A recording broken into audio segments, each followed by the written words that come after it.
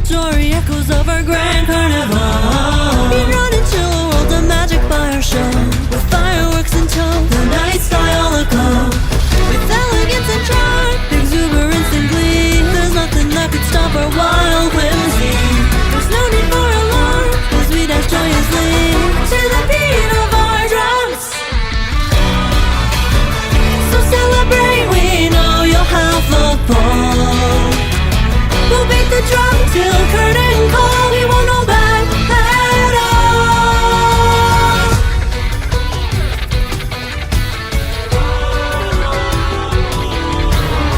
Be lost in trances if you will live forever.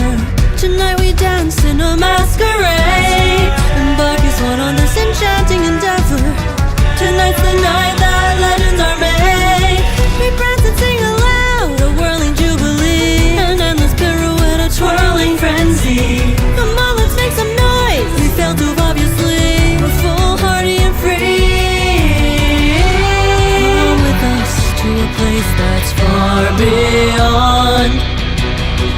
Tonight rejoice along to our jovial song at the carnival. So celebrate, we know you'll have the ball. We'll beat the drum till curtain call, like we don't ever care at all. You gotta live a little let go. Our bodies grooving in a room filled wall to wall. So come on down now, you're welcome into our show. For every note that's played, and every accolade, and every mask that hides a secretive message conveyed. And as we serenade, our characters portray this masquerade. Come with us to a place that's far beyond. Tonight rejoice along to our jovial song at the carnival. So celebrate, we know you'll have the ball. We'll beat the drum till curtain call, like we don't ever care at all. You gotta live a little let go. Our bodies grooving in a room filled wall to wall. Let yourself be free. Let yourself be free at the carnival.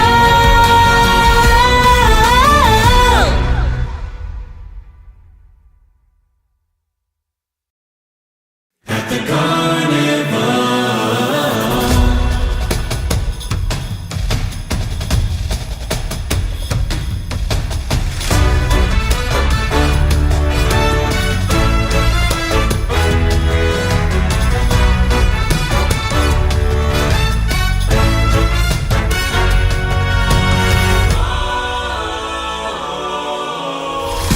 Come on, hearken to the call, the celebratory echoes of our grand carnival.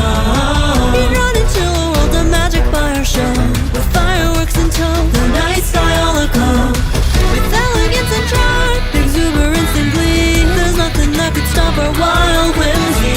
There's no need for alarm as we dash joyously to the beat of our drums. So celebrate, we know you'll have the ball. We'll beat the drum till curtain call. We won't hold back at all.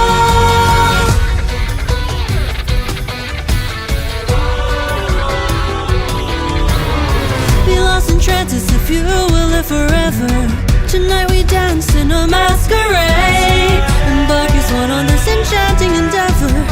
Tonight's the night that legends are made. We prance and sing aloud, a whirling jubilee, an endless pirouette, a twirling frenzy.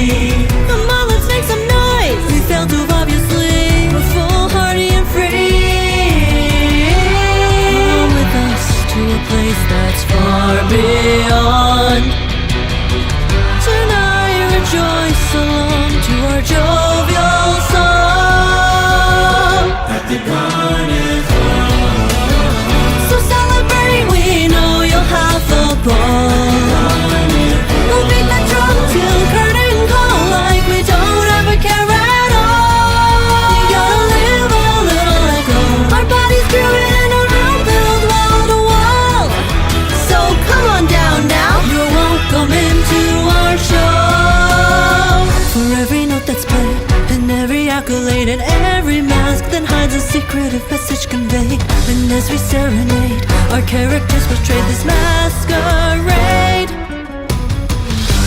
Come with us to a place that's far beyond.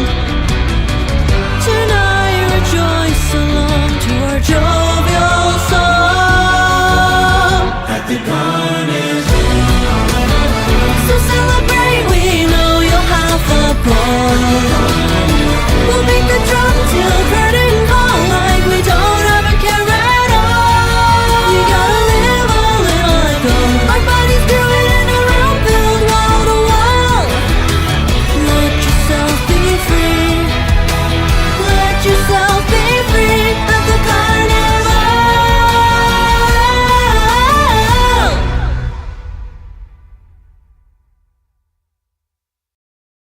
At the carnival.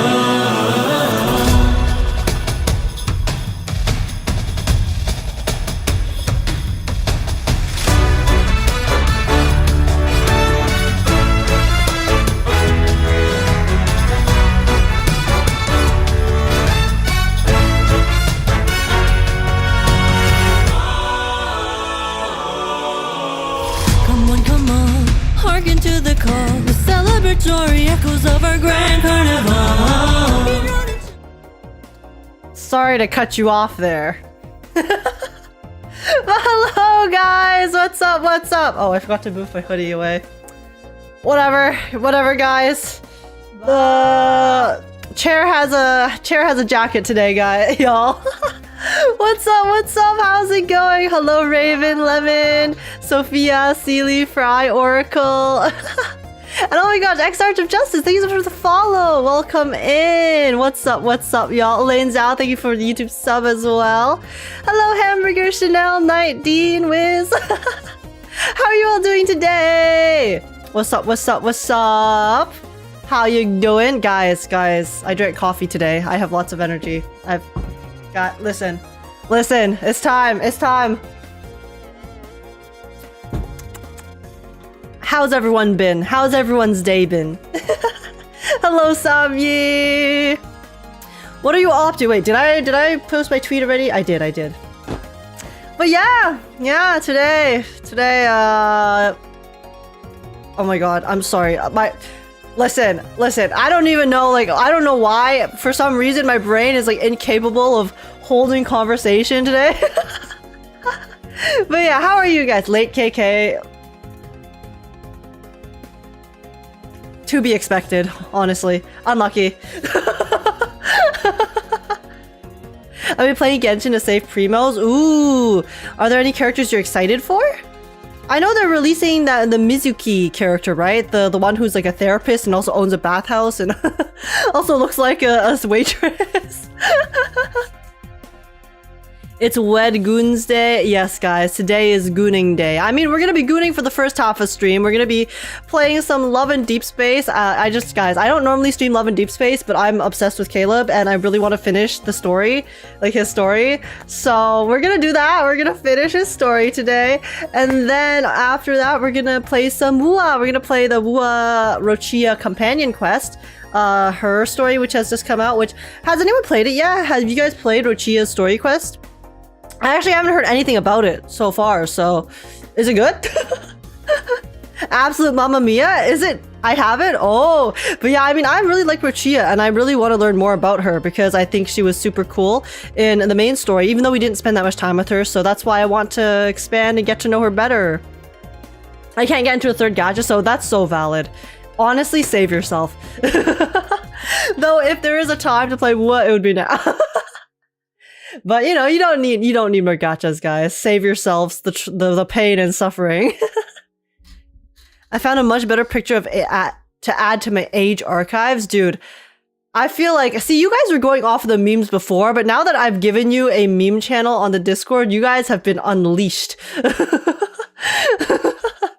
Actually unleashed. What is this? What is this, guys? What am I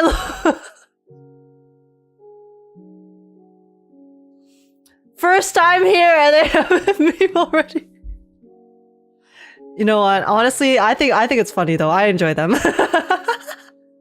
It's fun to see what kind of weird ass faces I make. Because I'll be honest, guys, I don't really look at my face that much. Like, I do when I'm editing. Because I have to edit the VODs, obviously. But apart from that, I don't really rewatch my VODs. Unless I'm literally editing a reaction. So I miss a lot of the faces sometimes. But glad you guys are having fun. It's love age. I know. And I like, guys, as much as I meme complain about it, I do think they're really funny. So keep them coming. 160 plus pulls. Rochia, please come home. Oh my gosh, good luck, Kickstart. I hope you're able to get her. I'm skipping personally because I am all in on Brand, who is coming next banner, I believe. So yeah, I mean, actually, no, isn't it going to be Phoebe and then Brant? Either way, Brant is next patch, and I am really, really hyped.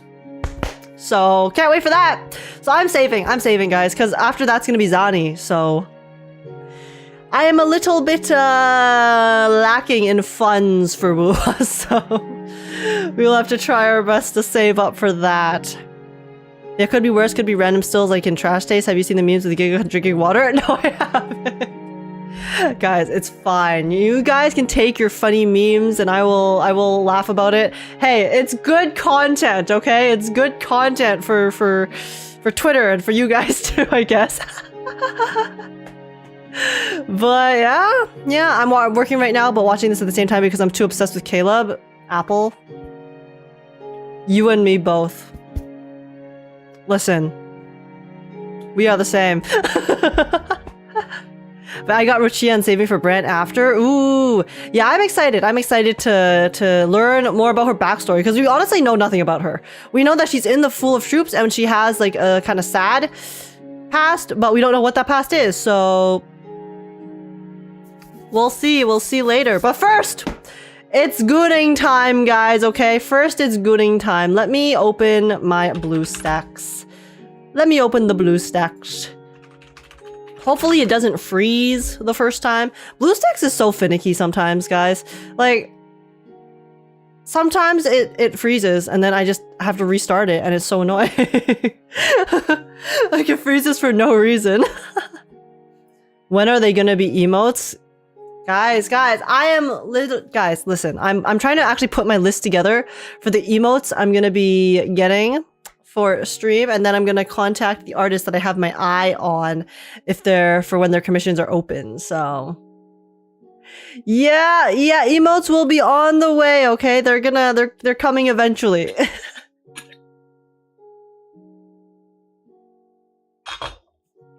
Yeah, guys, I have been ridiculously like obsessed with the Hunger Games lately.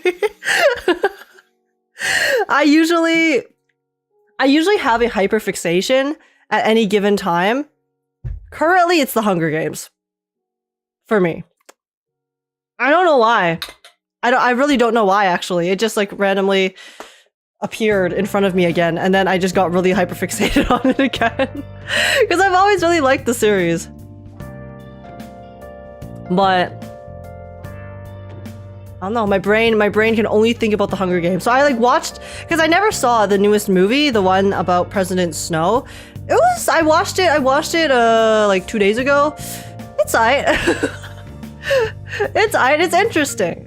I feel like the book is better because the book actually, it kind of allows you into his mindset a bit more versus the movie, which is a bit more just, it like shows the plot, but then it like condenses a massive part of the book into like, it kind of just brushes over it, which was like a really important part in my opinion. And yeah, it was still like it was pretty decent though. It was pretty good backstory. WW series, watch it. Oh, the new, yeah, the Hunger Games. I've always been a huge fan of the Hunger Games, guys. I mean, I've always been fixated on like death game stuff, like Danganronpa. A lot of like Liar's Game, the series, just a bunch of different ones, you know. So interesting. Okay, guys, my BlueStacks is. Sorry, I'm trying to open the game right now. It's not. Give me a second. Yeah, the book is more explanations and stuff. But actually, apparently, she's releasing a new book in March that's gonna be about Haymitch's games, which I'm really hyped for. I really like Haymitch a lot. I think he's a really interesting character, and I've always been super curious about his Quarter Quell, so I'm excited. I'm excited. I will be buying when it comes out. Dude, my BlueStacks is frozen! Okay, give me a second. Let me restart this. This is such a struggle, chat. Ah, come on. Bam, bam, bam. But yeah, how has everyone's day been? What have you guys been up to? Just working, school, the usual? I've been not sleeping very well lately, so I woke up super late. The past week, there's been, well, in general, like the past few months, I keep waking up in the middle of the night for some reason. And then this past week in particular, there's been someone in my building has been doing construction the entire day. So I keep waking up to that. I mean, I have earplugs, so I have like some earplugs that I use generally, but it's funny because I was still sleeping without the earplugs, and then I kept waking up to it. So then I was like, in my head, I was like, okay, I'm gonna put in the earplugs if I get woken up by the noise. But then I realized that it's just gonna wake me up anyways. So then last night, I just went to bed with the earplugs. And I actually slept quite a while. Because the thing is, even in like the early morning here in Canada, because it's been snowing as well the past little bit, I also hear a lot of noises during the night from outside because they have the snow plows going around and like scraping sidewalks and the roads. So it's just been really loud in general this week in particular. So yeah, that's why I've been a little bit exhausted, guys. Sorry if my energy this week has been a little bit on the lower end. But hey, I got my coffee today, so I'm feeling pretty good. Today, at least. Alberta, what snow? Chinooks and very moderate winter so far. It was snowing, it was quite bad yesterday. Today it didn't snow, it's just like leftover snow from yesterday, but... Okay, guys, I finally got it going. Give me a second. Okay.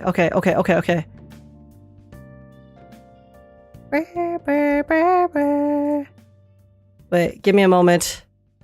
Oh, we got it. It's working. We all good. Song in the back of Women of Culture. Elsa, hey, yo, what's up, Azin? Yes, Persona music is goated, guys. It's so good. But all right. It's time. It's time for me to be very normal, okay? We're gonna be very normal during this first part of the stream. And then the second part of the stream, we will be very depressed because I'm sure Rochia's story quest is gonna be very sad. Daily dose of red? Oh, of course. We need to get our lovely red. We gotta wave our flags around, okay?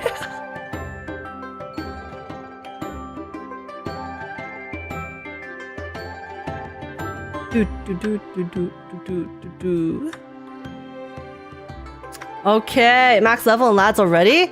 Oh, am I max level, guys? I've been max level for so long.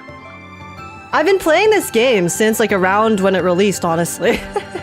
I do my dailies quite like often. I do them most of the time. Like sometimes, you know, I'll skip here and there, but you know. I am quite diligent with my dailies in this game. I will not lie.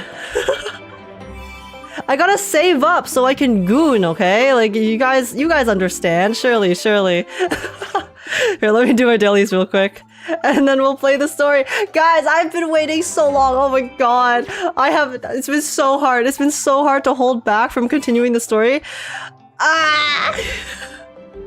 But it's finally time, guys. It's time. Those thumbnails from him look like spicy vids.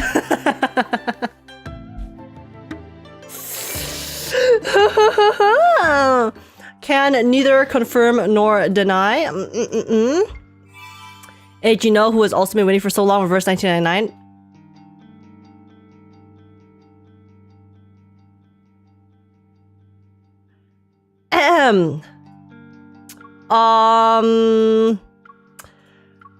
Well,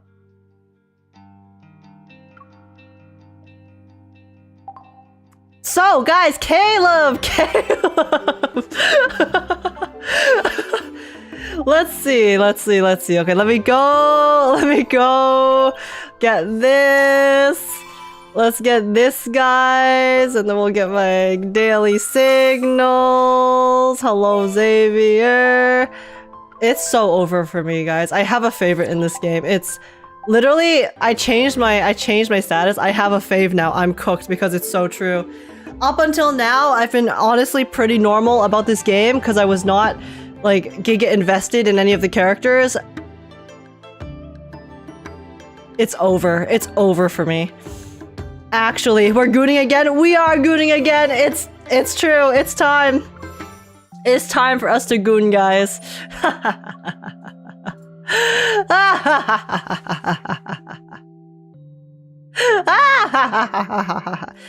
Guys, I will play reverse, okay? We'll come back to reverse. I've just been really busy lately. I'm sorry. I'm sorry, y'all, okay? I've been busy. I've been dying. I'll figure it out. We will go back to reverse with our regularly scheduled reverse content, okay? I promise. Pinky square. Guys, all of my merch came in too for reverse. I wanted to do like a video where I basically do like a merch unboxing, I guess. Yeah, I guess. So I need to do that as well. Their strength. Stay frosty. Elimination target identified. Mission start. So we will do that, okay? Do not worry. A routine attack. It'll be on its way. Copy that. It's only got habits. The Wanderers are drawn to Dude. this. How would you rate our teamwork? The sound effects are so loud. 100%. I need to turn them down.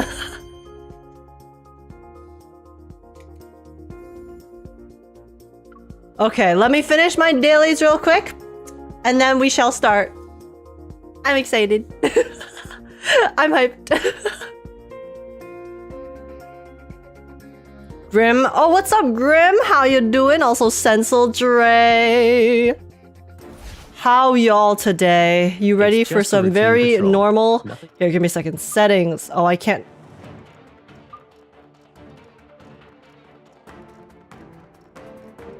Okay. Don't worry about. We'll do it like that. My turn. I think that's better. Let's see you dodge this. You can't hold on for much longer. Good and cooked still in the VODs. Oh, 07 Sensel. My goat, actually. It's only My got goat habits for real. outlined. How would you rate our teamwork? 100%. Alright, final stage, and then I think this should be, and then I'll like go speedrun energy. And then we go! As normal as a certain color. Guys, red is just such a nice color, okay? What can I say? I love red. I like the deeper reds, you know, the darker, kind of more crimson reds. I like those. Don't underestimate. I like that strength. kind of red. Stay That's my favorite color.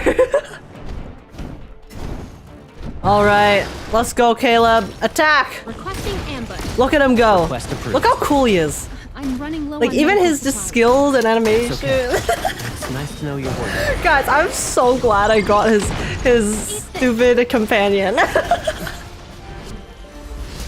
I really am.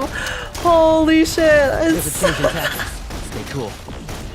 It's only got half its health left. I still don't know. I mean, listen. We lucked out. We lucked out, okay? It was a 1 in 5 chance of me hit, or like 2 in 5. 2 in 5 chance of me hitting one of the units I needed. How would you rate our team? Cinema. 100%. I won 50-50s and then also won a 2 in 5. Easy peasy.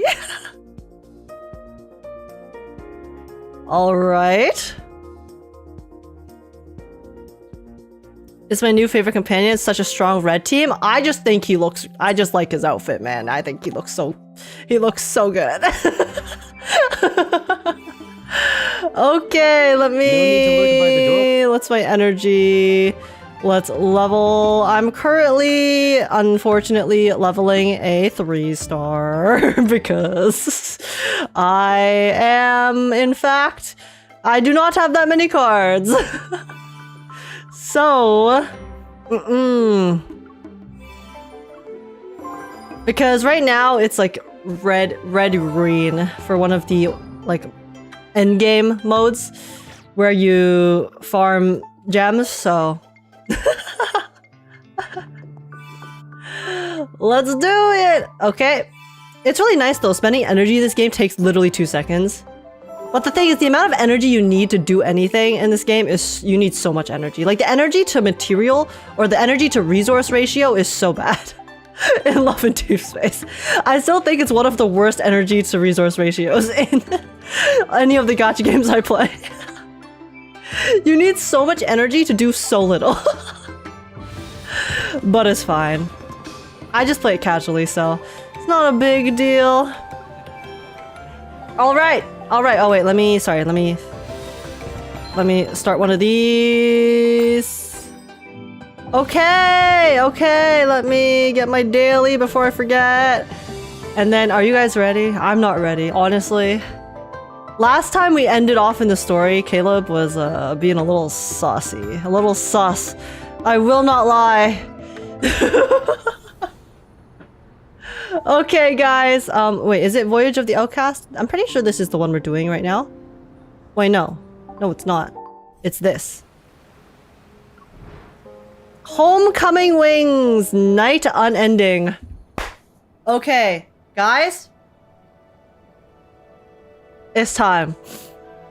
It's time, okay? A summary for everyone who wasn't here last stream. Today, we are gonna be playing the Love and Deepspace main story. The only thing you really need to know is that we work for like a hunter agency which does investigations and fights these wanderers, which are like ethereals kind of thing. And we had a childhood friend who supposedly blew up in a house, in our childhood house alongside our grandma, only for him to we encountered him again while working undercover in the like space fleet, and then now he's alive and he's a colonel in the space fleet, and he is now very sus. He is very sussy. We're currently like staying with him at his house, where we're like rooming with him, and then when they were roommates.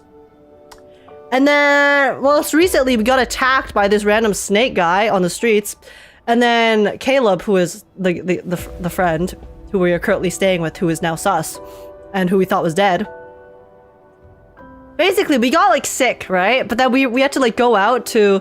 We're kind of like hiding some stuff from Caleb because we find him sus as well, because he's part of the space fleet, and we have like... The space fleet itself is kind of sus at the moment. So we're hiding info from him, so we need to go out and do something to like save this kid. But then Caleb is like basically putting us on house arrest and not letting us go out. And he's just being, and then at the end of the last chapter, he like sat by our bed and said something about like never letting us leave.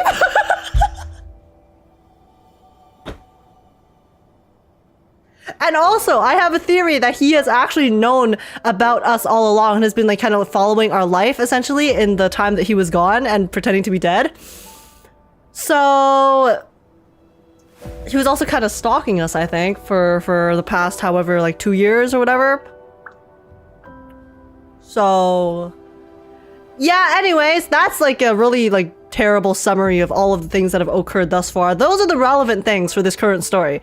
So now I guess this is going to be, yeah, we ended off going to bed while going sick, and we were supposed to go meet a kid to like rescue them, to like move them to somewhere safe, but then now we can't because Caleb has given us sleeping pills. Which we did take consensually, okay? We did take the sleeping pills consensually. However, it was like a sus situation because he was like, take these sleeping pills. You're sick. You need to stay at home and rest. And then we're like, okay, I guess. And yeah, okay. That's where we left off, so let's see. Let's see where we're going next. I can't believe she took the meds. Literally, Siren. Oh my god. like, shouldn't we pretend to take the meds, you know? Why are you staring off into space? Mission. But it's okay, because he's hot. And guys, he's not our brother, okay? He's not our brother. They retconned the whole sibling thing, okay? They retconned the sibling thing in one line of dialogue, and I'm gonna take that and run, okay?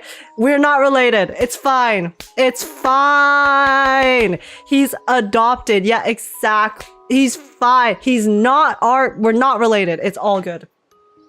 It's all good, okay? No wincest here. No incest, no incest. Easy peasy. Okay. But hide the blood on your sleeve before heading inside. Okay, well, this is clearly a memory. Since you're a grown-up now, I won't cover for you this time. No! Stay where you are! Caleb! No, it's fine, girl. Live your best, Olulu. Exactly. Oh my god, and he blew up! Like I said, he blew up. He blew up, okay? We thought he was dead, and then he was actually lying to us all along because he was staying hidden. And then became the colonel of this, or captain, or whatever, of this very suspicious space fleet. To present day, I opened my eyes only to be greeted by warm sunlight on my face. It casts a dazzling, hazy halo. As my vision slowly clears, all I see is the snow-white ceiling above. It was all just a dream. I sigh, rubbing my pounding temples. I feel drained, my body heavy. While we did take sleeping pills, and we are also ill. Last night, I was supposed to act like I was sleeping, but somehow I got dizzy and actually slept. Yeah, that happens when you take sleeping pills, MC. Crazy concept. Oh, you take sleeping pills, you get dizzy and fall asleep? Insanity! Random thoughts race through my mind. I grab my phone. The screen shows I had many missed calls. All of them are from Zane. Oh yeah, true! I forgot Zane was randomly like here too. Zane's another one of the love interests in this game. He's also our childhood friend, and he's also our doctor at the moment. So that he was at like the hospital related to the thing too. So that I feel like this is the first time. Correct me if I'm wrong, but I still think it's interesting because thus far, whenever we've played like any of the other character stories, like the stories related to the character in particular for that chapter, we've never seen any of the other male leads. So I wonder if Zane and Caleb are gonna encounter each other. Because guys, Zane still doesn't know that Caleb's alive. He doesn't. Zane was his friend too. So we met Zane and we just didn't mention it to him.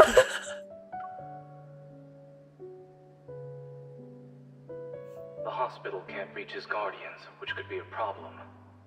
I'll have everything arranged by tomorrow night at the latest. It's the low budget Caleb death for me.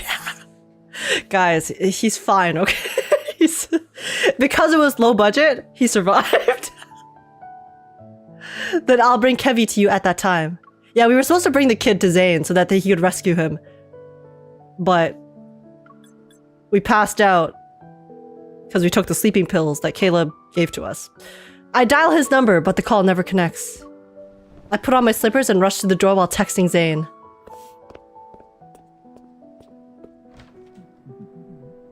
As I open the door, a barrage of loud news alerts burst forth as morning sunlight casts a gentle glow on the floor. I change and run into the living room, only to smack right into a solid chest. Whose chest? You're awake. Guys, I don't care how sus he is. I don't, okay? Like, listen, him being sus, honestly, makes him so... If evil, why hot? If evil, why hot? If evil, why hot? It just adds intrigue. It adds intrigue to the character. He's just used to be protective. It's like, okay, it's fine. It's fine. Caleb's emerged from the bathroom. Steam is still coming off his body. If he just emerged from the bathroom, why is he wearing a shirt? I hold my phone and step back. Meeting his surprised gaze, I feel my heart pounding in my chest. When did you get back? Around the crack of dawn. He casually dries his hair with a towel and walks to the dining table. He grabs a piece of toast. Why are you in a rush to leave? House team if shirt, exactly. Give us our shirtless Caleb. All the other boys got a shirtless one. When his turn? I come to my senses, scrambling for a decent excuse. Oh, something came up. I won't be back in time for lunch. Need a ride? Nope. No, I'll be back before the sun sets.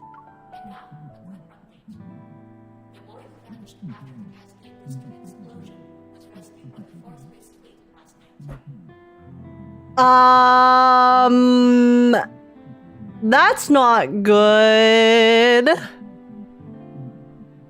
That's not good at all. We were supposed to rescue Kevy and now this fleet has gotten him. And then, oh my god, because the fleet's so sus. The fleet was like, we don't know what they're gonna do to Kevy if they find him.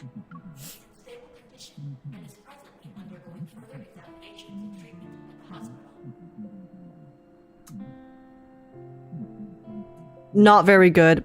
Caleb, your stupid sleeping pills, man. I freeze, staring somewhat incredulously at the screen in the middle of the living room. That missing kid has been found? Yep.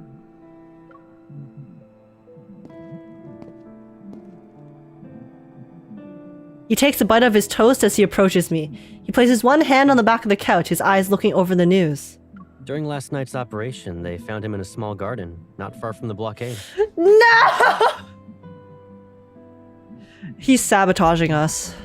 Oh, and he was holding a fragment of what appeared to be an ether core. Did he toast bread in the shower? No, he toasted it after. He's just very efficient, okay? He's okay. And the fleet's I mean, he's hot holding on enough to toast the shard. bread, so... I wouldn't be surprised if it was in the shower, too. If you're really worried, I'll keep a closer eye on his medical updates for you. I see.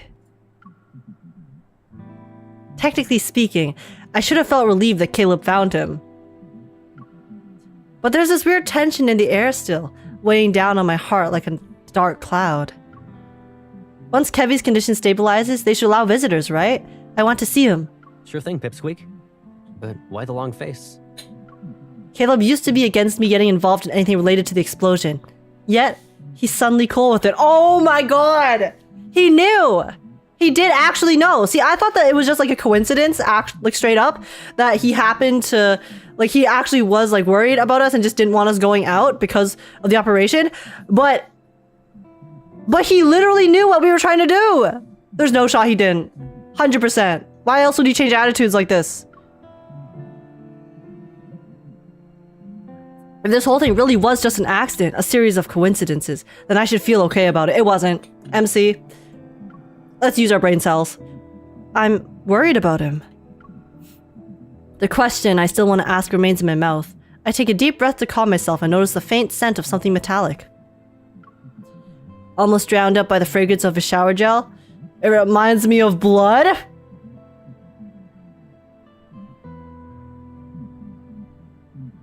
He smells like blood? Excuse me? I grab his hand. Did you get into a fight during last night's cleanup? Are you hurt anywhere? I'm A-okay. I thoroughly check his hands to ensure there are no injuries. Really, I'm fine. Yo, MC, it's not his blood, okay? Let's be so for real. You've seen Caleb's power. Bro is literally has telekinesis, okay? He's so fine.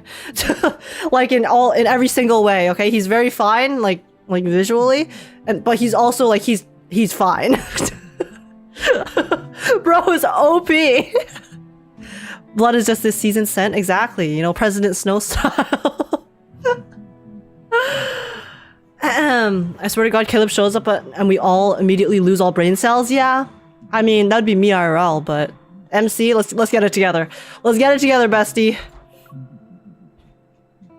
But all of a sudden, a cold hand touches my forehead.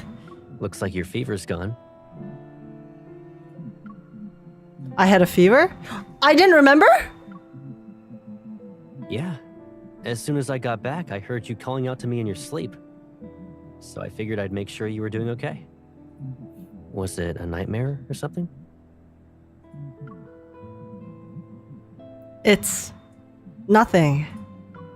Maybe it's because I've been pushing myself too hard lately. Or maybe it was the nightmare from this morning. Either way, I feel anxious. Oh, that nightmare where you dreamed that Caleb blew up again? That one? I glance at Caleb, who's grabbing a jacket. He nudges my shoulder to direct me elsewhere. Why don't you wash up first? I didn't get a chance to take you somewhere yesterday. Do you want to go out today? Guys, I'll be so real, okay? If this wasn't a video game and I knew that this was actually Caleb, I would think that this was not like... I would think that Caleb is dead as hell and this is actually an imposter. like a doppelganger.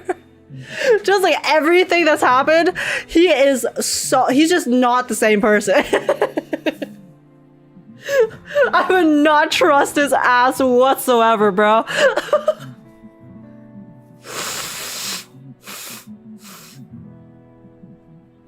Even if he didn't blow up again, we're gonna blow him.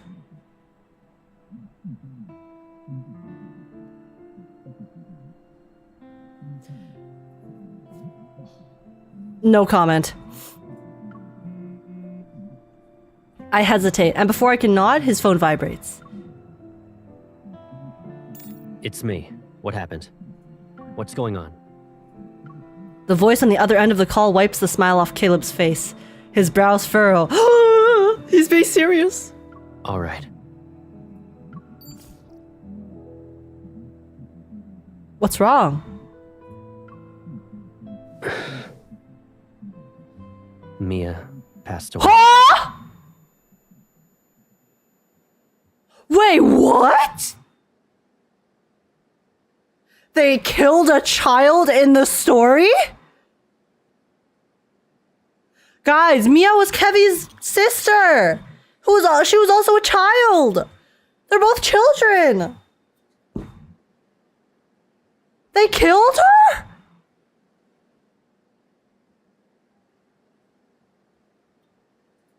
So sorry, one second. Huh? Sunlight hits the ground, but its chill creeps up like vines and steals my breath.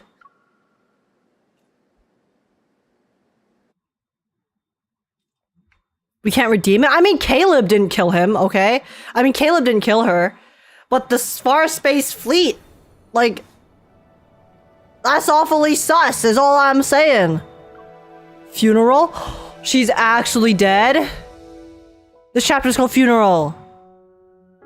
According to the documents I read, Mia went into septic shock because of her burns. They couldn't save her. Wait, but she was so fine when we went to the hospital earlier. When we met her at the hospital in the previous chapter, she was doing okay. Zane examined Mia's emergency treatment records, which perfectly matched the fleet's public statement. Ace, don't act surprised because you would do the same.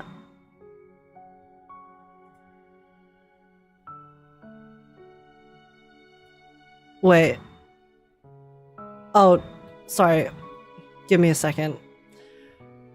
Oh my god, what am I doing? What? Okay. Wait.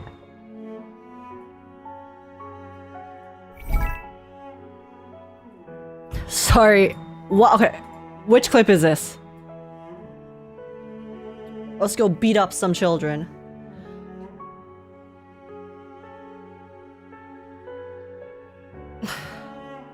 That's different.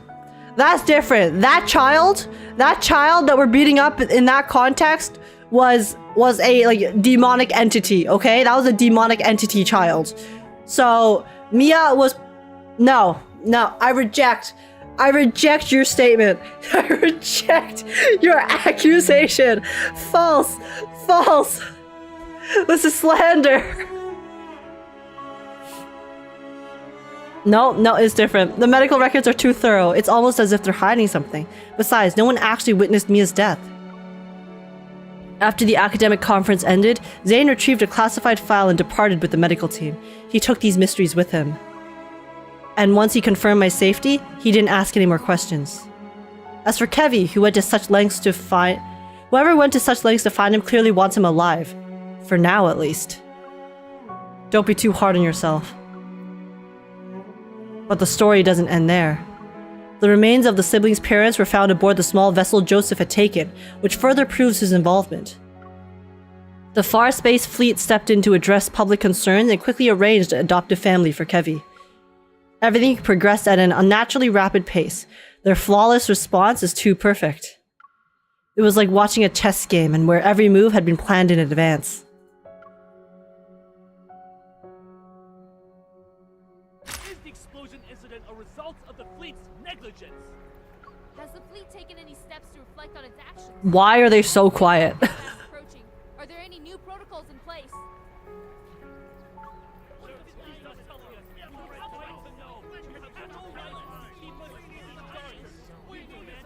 Beyond the barricade tape, reporters and photographers with cameras of all sizes gather together. Yet, it's eerily calm in front of Mia's grave. When the funeral ends, the crowd disperses. Kevi stands alone by the tombstone, fiddling with a black armband that continues to slide down. His face is smooth and boyish. There are neither crystals nor grief. Kevi, are you okay? Miss? He looks up at me, studying my expression before revealing a smile. Yeah, the professor has been very nice. I'm moving to a new place soon. The professor? Is he the one who adopted Kevi? I'm sorry. I planned to show up that night, but if I had found you sooner... It's okay. The fleet found me in the end. I don't know if you want that, Kevi. The fleet's, looking to be the antagonist this time around. He speaks before I can continue, his expression almost devoid of emotion. He's composed. But I thought you said you didn't want to go with the fleet. Something's still off. Kevi managed to avoid being detected even when they did thorough searches. The fleet didn't find him right until... Don't worry, miss. I'll be okay in my new home. I'll miss my sister. Well, yeah, true. Even Kevi's attitude has completely changed as well. He speaks as if he's stating a fact. And why would a person be sad about something that's already become a fact? As if I'm the one who's not quite ready to face reality yet. I push down the sadness bubbling inside me and give him Lucia, who's been cleaned. Here's the plushie Mia left behind. It should stay with its owner. Kevi frowns. He glances at the photo on the tombstone, surrounded by flowers and toys, as if trying to figure out who the person is. Wait, did they brainwash him? Did they remove his memory? I don't like toys. Does he not remember Mia? But because it's from you, I'll take it. What's going on? The confusion in his eyes only lasts a moment. When he looks up again, he has that serene smile on his face. He's been brainwashed! They brainwashed! Guys, they killed the child and then now they're brainwashing the other child?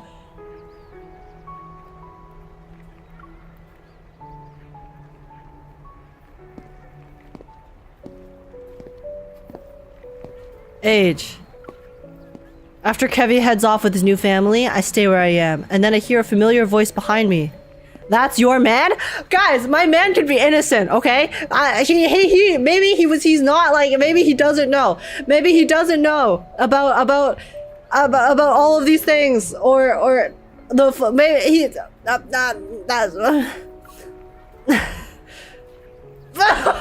looks so good in this outfit. Fuck. Caleb tips his hat and sets down a fresh bouquet by Mia's grave. I'm sorry. Some fleet business got in the way. Why is he so pretty in his uniform? For a long time, we stand there, silently observing the bright smile on the tombstone. How's Kevi doing? He's doing almost too great to be true. Maybe the kid's just putting up a front. So, he hasn't really come to terms with his family and sister being gone from this world. Okay, he's not brainwashed. He's not brainwashed. Guys, Kevi's not... They didn't brainwash the child, okay? They just killed one of the other childs. It's fine. That's not fine, but... At least, instead of two evils, there's only one, okay? So we've eliminated one of the evils. It's false. One evil is false. He's coping. Kevi's coping, okay? Not me. I'm not coping at all. In less than 2 days, Kevi's condition completely changed from what I saw that night. This must be the fleet's doing.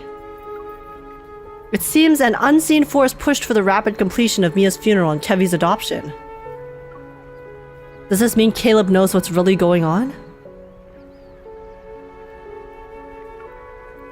Many adults struggle with tragedies such as these. I can only imagine what it's like for a child. Picking up on what I'm saying, Caleb gives my shoulder a comforting squeeze. Yeah, Caleb, you're the one responsible, by the way. By the way, you're the one responsible for going off and dying and then not contacting us and letting us know that you were still alive, okay? So you could have prevented this. You could have taken away our grief so much earlier, but instead you let us live. You let us live on completely unknowing of the fact that you never died to begin with. So that's on you. That's on you. He looks like he wants to say more, but he just lowers his head. There's a bit of sadness in his eyes. Don't be too disheartened. Okay. Ever since the explosion, everything has been wrapped up too well. The wind pushes one of the toys near the tombstone. It rolls and stops at my feet. Caleb bends down to pick it up. He dusts it off, and his insignia gleams silver under the dim light. I play with the hem of my shirt and hold back questions itching to escape my mouth. I've known Caleb for a long time. I shouldn't doubt him without any evidence. Bitch! He pretended to be dead, girl. He pretended to be dead for like, what was it, half a year? 2 years? Who the fuck cares if you knew him when he was younger? He lied to you! He let you grieve for him! I'm sorry. That's like the one thing Caleb did that like pisses me off so much. Listen, I'm down atrocious, but every time I'm reminded of the fact that he left us hanging and let us grieve for his death for so long. Bro. Come on. Let's go. We can relax somewhere else. There is enough evidence, girl. I know, right? Colonel? Communication device on Caleb's wrist vibrates. He grimaces. What is it? There's a large group of reporters outside. They're making a scene. I'll see what's going on. Yes, Colonel. Go ahead. I want to spend some more time with Mia. Okay. I'll be right back. Caleb. Just as he's about to leave, I stop him. I want to ask something. Come on. Come on. Ask something serious, MC. I look into that familiar gaze. Letting go of the hem I've been clutching, I smile at him. No matter what happens, I can always trust you, right? Of course. X to doubt. He moves his arm, seemingly about to ruffle my hair, yet he stops and instead pats my shoulder. He doesn't want the dirt on his hands to get in my hair. Oh, wow, he's so considerate, guys. Wait for me. I need to know what happened. I need to know the truth, guys. It's driving me crazy. Is he evil or is he not? Does he know or does he not? Come on. Come on. As more people leave, the cemetery quiets down. I go for a stroll, walking along a gravel path. I'm closer to the exit. But the questions I couldn't bring myself to ask keep flooding my mind. If the Far Space fleet were the ones who caused the explosion, what could their motive be? The Ether Core! How much does Caleb actually know? He probably knows everything, guys. He probably knows everything. Who am I kidding? I'm just kidding myself, guys. He's probably like head of the operation or some shit. Oh my god. Is this some untold story as to how he became part of the Far Space fleet? Is it related to the Ether Core fragment? Is that why the fleet was so desperate to get their hands on Kevy? But if it was just about the Ether Core fragment, they wouldn't have rescued him. Unless the kid has something oh my god, it's a snake. more valuable. A cool breeze interrupts my thoughts. I turn around and see a dark figure behind me. He leans against a tombstone, his tongue darting in and out like a snake. Cracks and blotches decorate his face. In this world, a lot of people want an ether core. Only a select few can handle its power without being devoured. Oh, so I guess Kevy's kind of like us.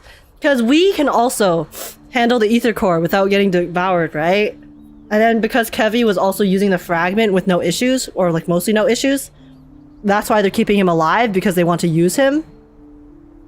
And finding individuals like that is incredibly rare. This dude is alive? Yeah, Caleb let him go last time. He let him go with the warning. It's you again. You're not even pretending to be surprised. Why are you here? To kill you, obviously. Caleb's like right there, bro. Is Viper asking for a death wish? How lame. Ignoring his bluff, I pull back my gun. Who are you? Are you one of Ever's assassins or just someone who's interested in the ether core? You managed to avoid the correct answer. He came back for more Caleb torture? Good.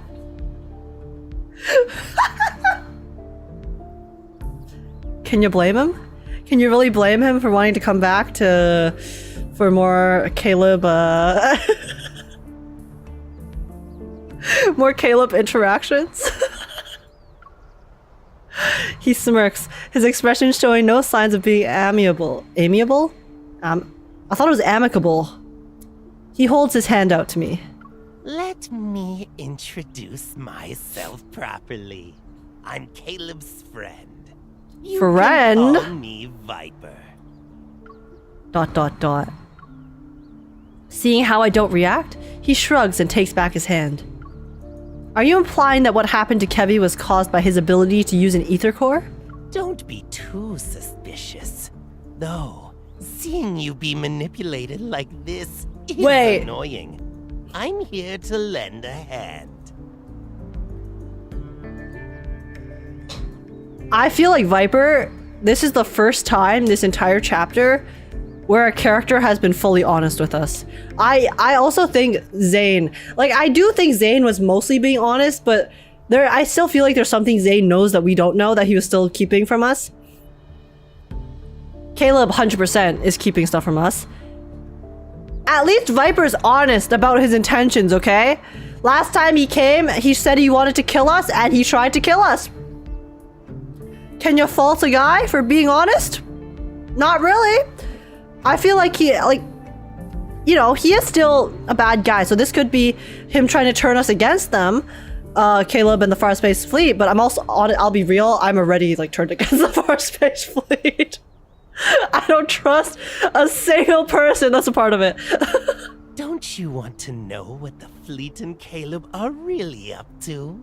Hear me out on Viper. Guys, I mean, if you can ignore like the cracks and the fact that he looks like he's, I guess, dying.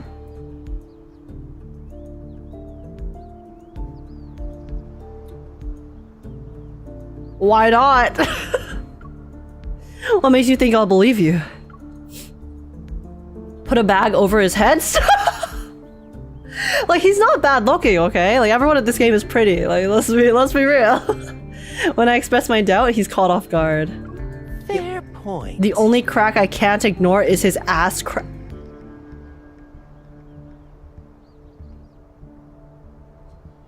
What do you mean by that?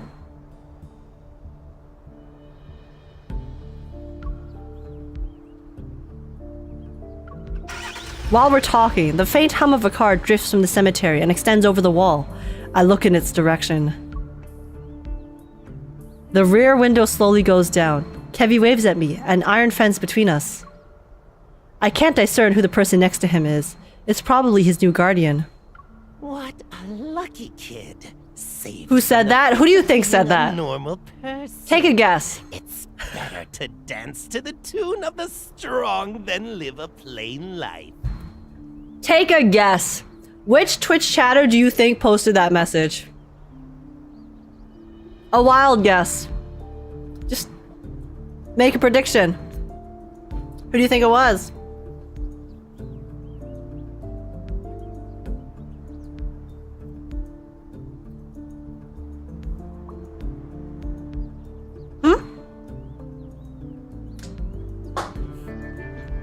A pawn is still a pawn. But they have a chance to survive to the end of a large chess game. That is true, and you can also become the queen if you get to the other side. What have you done to him? Finally, you're asking the right questions. A hint of mockery flickers in those gray eyes that are fixed on me. Don't you care about him? Go and see for yourself. Are we talking about Caleb right now? I think we are.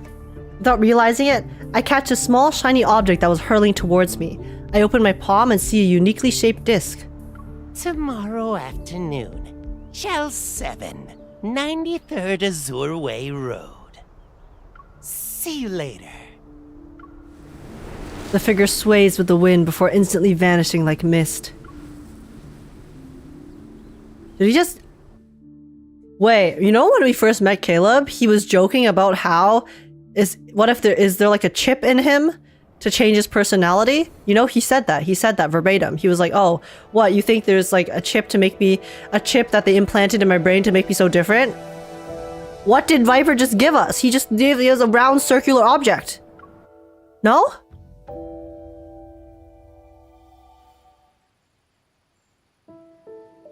Shell 7, 93rd Azure Way Road.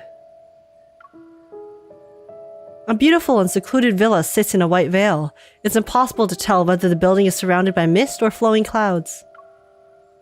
The signal jammer Viper gave me allows me to silently scale the back wall and enter the courtyard. Oh, okay, it's a signal jammer.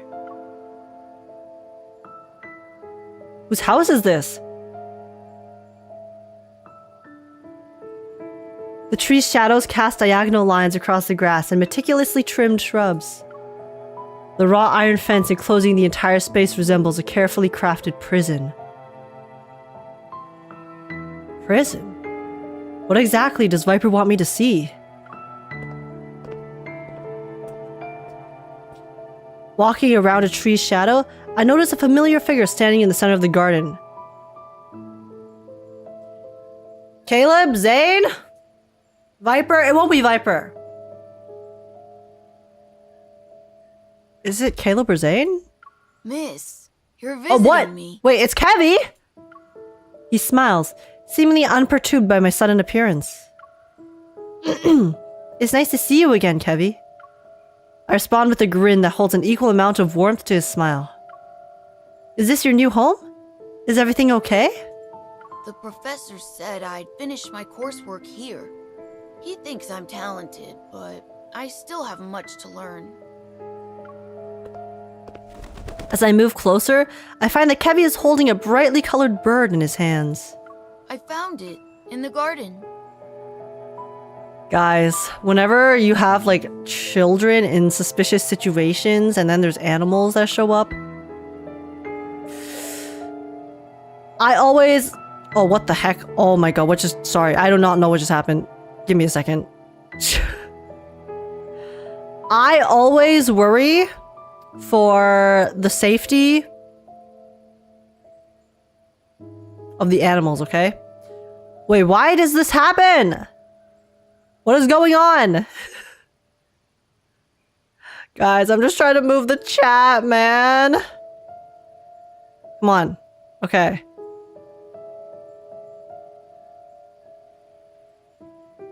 Sorry, give me one moment.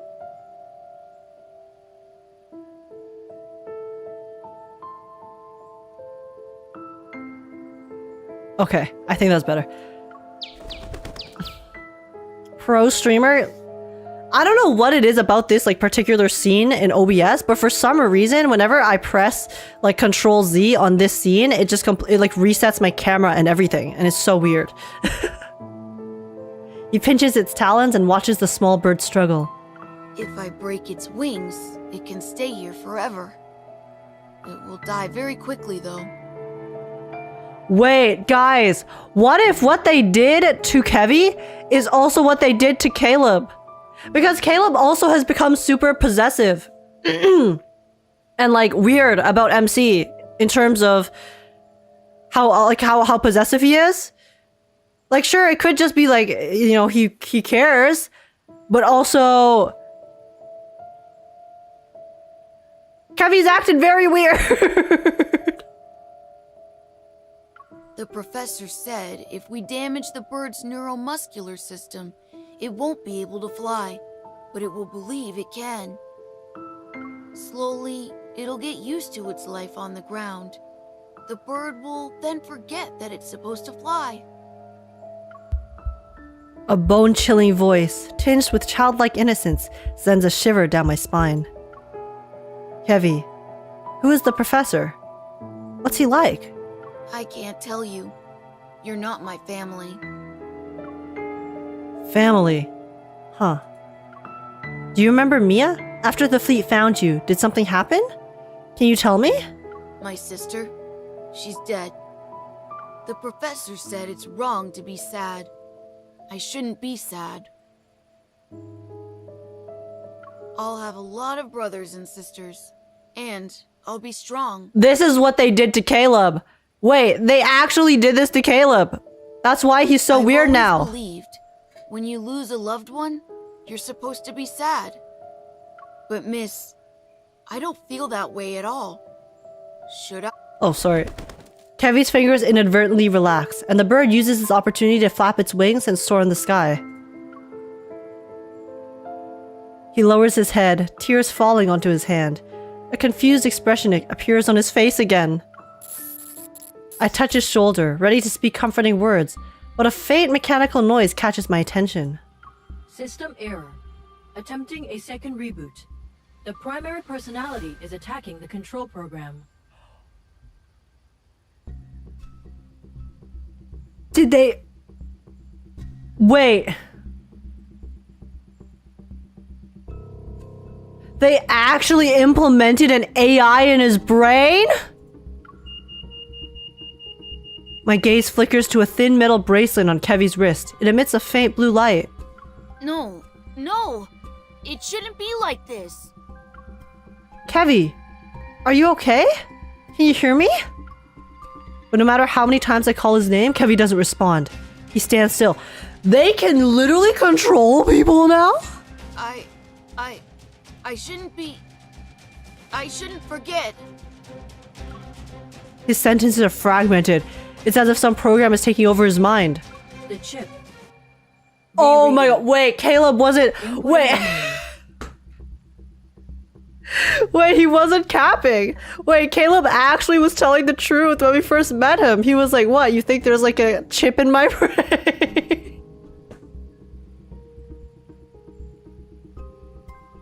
Wait, it was real? In the blink of an eye, his gaze focuses on me again. Before he can wipe away his tears, he smiles at me and slowly shakes off my hand on his shoulder. Miss, you're visiting me. That's good. It's time for you to go. The professor will be here soon. Like I said, that's your man's business. Okay, but guy, he's being brainwashed. He's brainwashed, okay? He's innocent. He's innocent. He's a victim. Caleb's a victim. He's been brainwashed, chat. My chest tightens all of a sudden. Is this what Viper wanted me to witness? Did he want me to see Kevy being manipulated to the point where his memories are being rewritten? Could the fleet be behind this? Or maybe... Someone's coming! I swear to God, if the professor is Caleb, I'm going to lose my shit. Like, every single shit I have left is going. As the sound of footsteps draws closer, I jump over the wall and hide in the bushes. Did something happen, Kevy? Okay. It's not his voice. It's not Caleb's voice, guys. We're safe! We're safe! It's nothing. We're safe! The bird just flew away. The composed, slightly exhausted voice speaks again. I see you're struggling to restrain the fragmented consciousness that isn't yours. Those memories, emotions, and feelings don't belong to you. Don't let them consume you. All of a sudden, the air goes still. Then...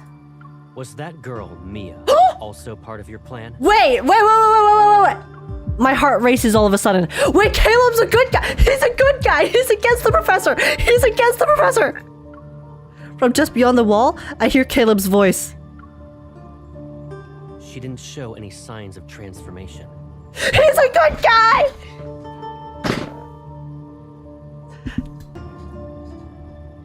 Chat, I always believed in him. I never doubted him for a second, actually. I never, yeah, no. Caleb, I've always been on your side. I have all of my faith and trust in you, so I will always have your back. Just trust me, bro.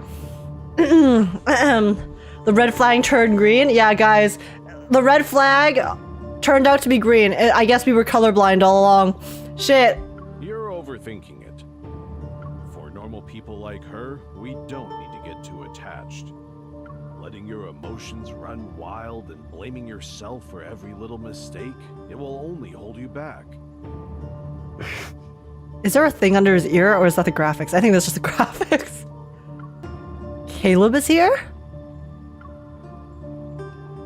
It feels like I've been splashed with cold water. A chill runs down my spine as I try hard to stay calm. How is everything going on your end? Wait! Wait, no, he's not! Wait, he's not! No, wait, he's actually... Wait, he's involved!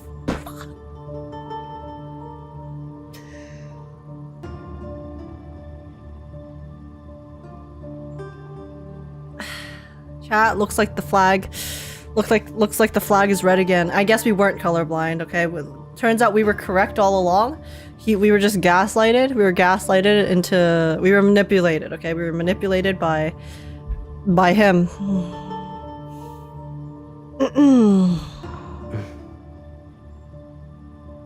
We'll soon be done with cleanup. As for the salvaging process, we'll pick up the pace. He's in on the plan! You must ensure she doesn't interfere with it. Otherwise, I won't be able to keep this a secret for much longer. Guys, he's being brainwashed, okay? He has a chip in his brain. He is a victim. He is being controlled. All of his actions are not his own, all right? We clearly established that they have the technology to control people, okay? So look, it looks like he has a bracelet here too, okay? So it looks like he also has like a wrist thing that's probably controlling his brain. So he doesn't know what he's doing. He's being controlled. He's being controlled by the evil people. Okay, he is just a pawn as well. He's just a pawn. He's a pawn. He's actually the Caleb that we love and know. Yes. She won't. Sounds like he's being blackmailed. He said, I won't keep this secret for long. Maybe? I think guys, he has a chip in his brain, okay? They're controlling him. He's innocent. Stepping outside the gate to the garden, Caleb senses something. He stops in his tracks and turns around. All of the windows lining the corridor reflect the reddish sunset as they converge at a single point. What's the matter? Oh, is that the professor? It's nothing. The fleeting figure appears to be a trick of the light. He averts his gaze, observing the layers of fog which cover the outer wall. If that day truly comes, and she discovers everything, I'll keep her hidden. She'll be in a place where no one can find her.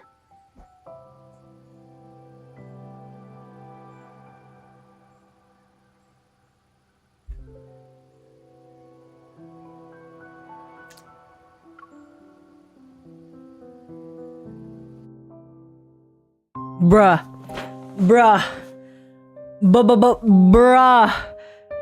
Despite my extended leave status, my urgent message doesn't raise any eyebrow among my colleagues in special operations.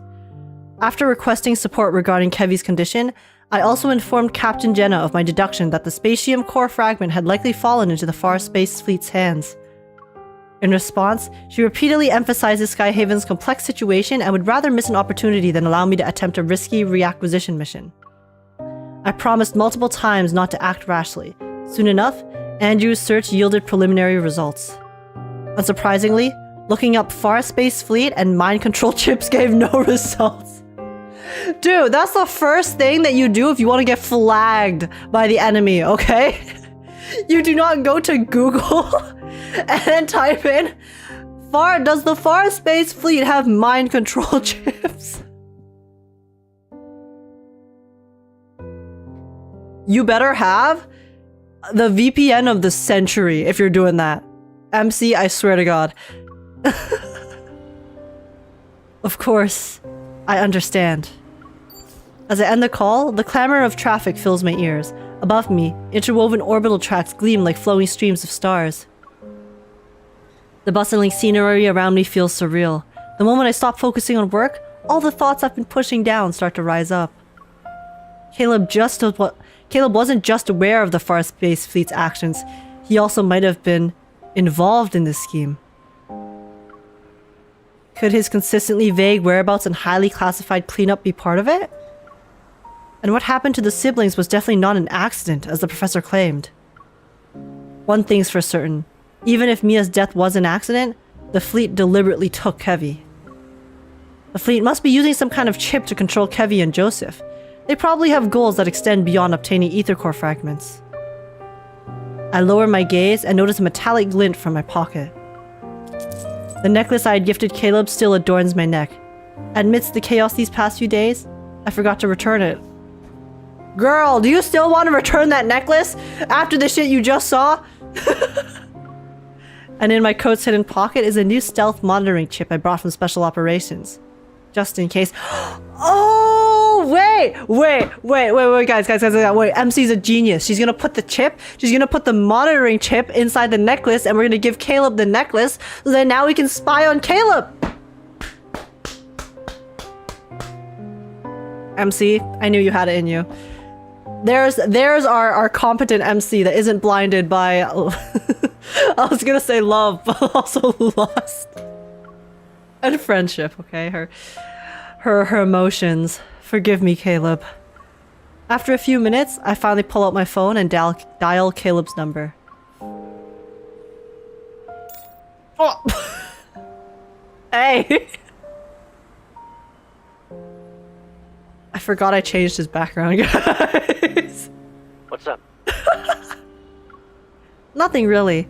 I just wanted to tell you my extended leave from the association is ending. I'll be heading back to Lincoln soon. Has the date already been set? Stop, he looks so good in this outfit, please. No, I've been in Skyhaven for a couple days and got caught up in all sorts of things. I haven't had the chance to properly spend time with you. When will you be free? Is right now good? Sure. I'm ready when you are. Do you have a place in mind? Let's get some din-din. I look up. A nearby tower, the Aerospace Center, looms over me, its spire piercing the sky. Moonlight gently shines over it. It used to be Caleb's stomping ground back when he worked at the Deepspace Aviation Administration. The serene scene changes as holographic advertisements dance among the clouds. Head over to the Sunset Promenade on the Aerospace Center's outer ring to witness a Type La supernova, thousands of light years away. I hear there's a supernova today. It's not every day we get to see that, right? Let's check it out. Meet me at the Sunset Promenade in an hour.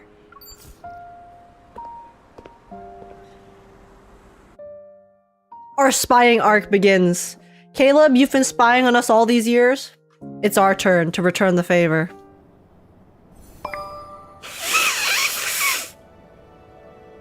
He poked me?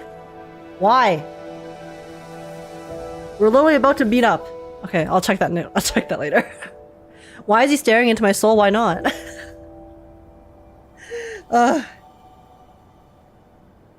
Alright, guys. Let's see. Let's see what our sussy boy is up to.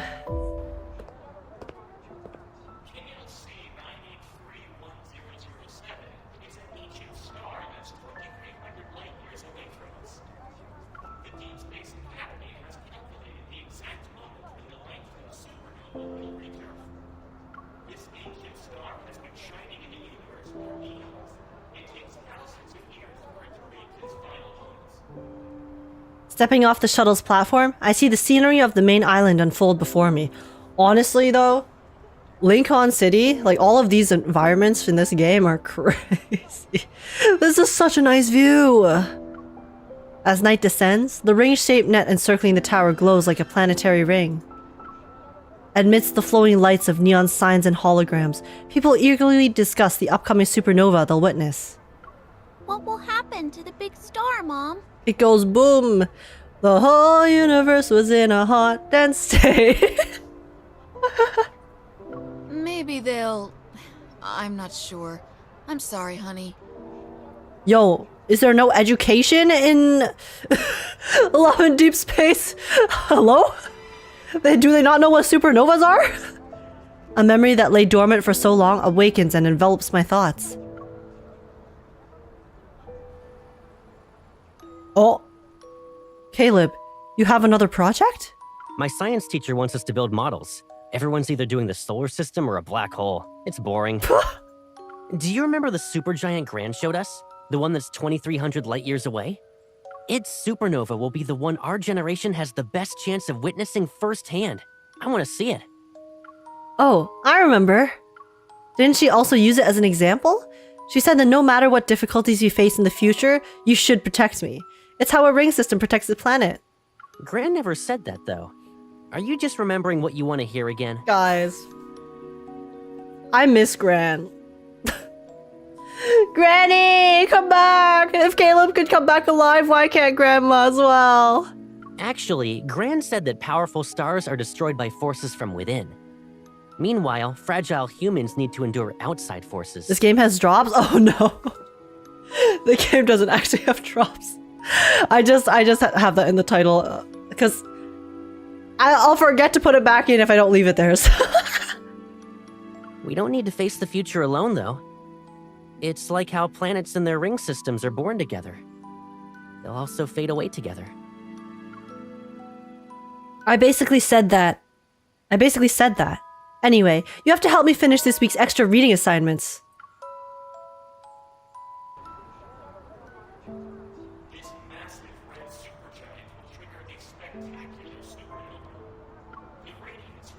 I wonder if they'll actually give us visuals for the supernova.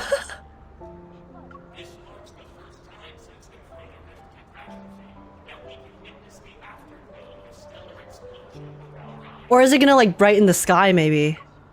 Make it like look like it's during like a sun? Mayhaps? Also, Dominator, thanks so much for the YouTube sub. Welcome. I come to my senses. This place is crowded, and everyone is trying to find the best spot on the Sunset Promenade. Someone steps on my foot. Ow! As I try to step to the side, I lose my balance and stumble into an unexpected embrace. Sorry for the wait. A hand grabs my wrist. I look up and see Caleb's slightly amused expression. Why is he so pretty? Caleb. In Skyhaven, you can catch a glimpse of cosmic wonders every now and then. Though this is the first time I get to see a supernova. Wait, he looks so good in this lighting, doesn't he? Look at him! Look at him! Holy, his hands! What? Why are you looking at me like that? You see how big his hands are? I don't know why I've never noticed them before until now. It must be the lighting, guys. Why is he acting like nothing happened? Why is it always so difficult to understand what he's thinking? Caleb grins and leans in. He's being mind controlled! He has a chip in his brain! Where'd you go today? I just walked around. This place is packed. Hold on tight. Don't get lost, Pipsqueak. I'm not a little girl! Caleb, slow down!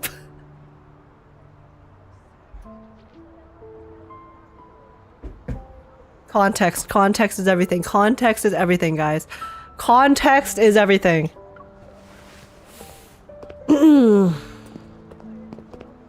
He grabs my hand and walks quietly. Yet, his grip is firm. It reminds me of when we were in school. He always held my hands like this back then. What was that?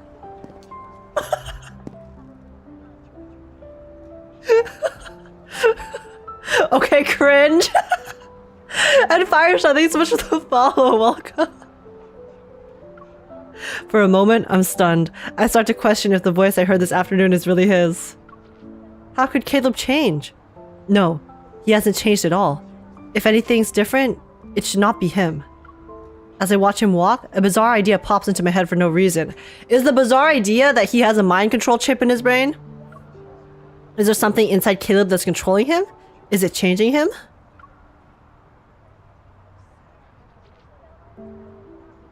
Over here. Oh, going closer. On the edge of the viewing platform, Caleb discreetly moves to stand behind me. He acts like a shield from the bustling crowd. Below the glass floor, clouds ripple like waves while a hologram appears to start the countdown. We can see Skyhaven's University clock tower from here. And look at all those fighter jets over there. Is that the aerodrome for the Aerospace Academy? Yep. With exams on the horizon, I bet a bunch of my juniors are preparing themselves for some serious cramming. Dude, that would be me, honestly. I am in fact the person who would be cramming. Straight up, that would be me. Oh my god, I was such a bad student, guys. The last time I visited Skyhaven University was for your graduation. Time flies. It sure does. Serious cramming? Stop, Rainy! No, I didn't even think about that, Rainy! Why? No, not the cramming! Oh my god, Rainy. Rainy, you come in here, you drop that. I was fully prepared to obliterate my throat. No! Stop! No! No! Not this. Oh my god, great. What is this? No, what is this? Wait. Wait. What did I say? Oh. I'm not a little girl. Oh. Caleb, slow down.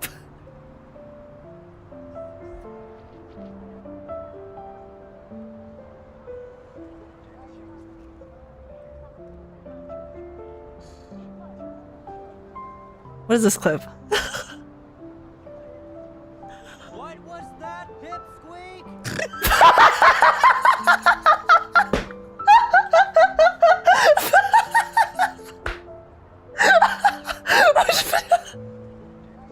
What was that, pipsqueak?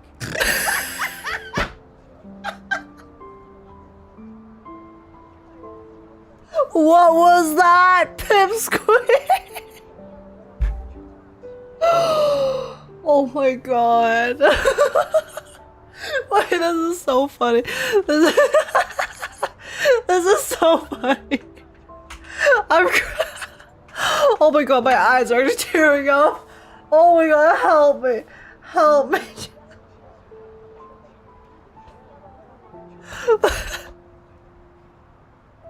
What was that, pipsqueak?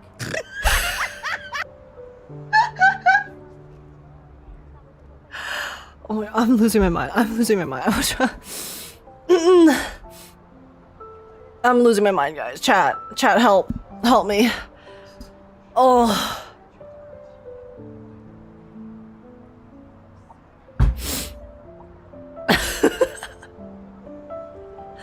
Holy shit, the timing on that sound blurb, Grim, was...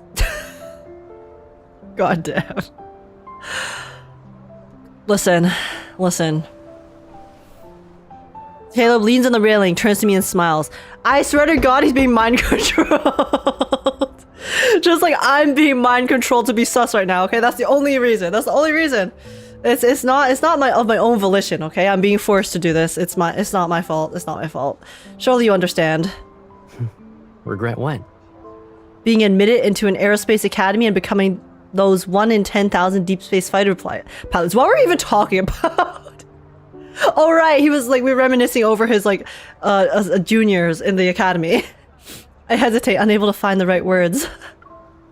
You're on an entirely different path now. It wasn't the one you chose in the beginning. Stuff changes all the time. It's fine. Yeah, like I guess getting blown up can probably change your priorities. Understandable. Also getting a computer chip in your brain to mind control you could probably also... It could also probably, you know, like... change your path as well. What about you? When you were a kid, you nagged me about using my evol to hold you up high. You even insisted I launch you into space. See, guys, here's the thing about evil in this universe, okay? I feel like thus far, like, let's think about it. Xavier's evil, you know, his light stuff is pretty normal. You know, you have like Zane's ice stuff, pretty like normal, you know, like nothing too special. Like the element's fire, you know, like cool. It's like fire powers, very, very cool. And then you have Silas, who whatever the hell Silas's powers are. I feel like Silas and Caleb in particular, like, is his power not just the most broken thing, like off rip? He has literal telekinesis. He can do anything with that. It's like gravity power. He technically has the power of gravity, right? But isn't gravity just so much more OP compared to like everything else? Like literally,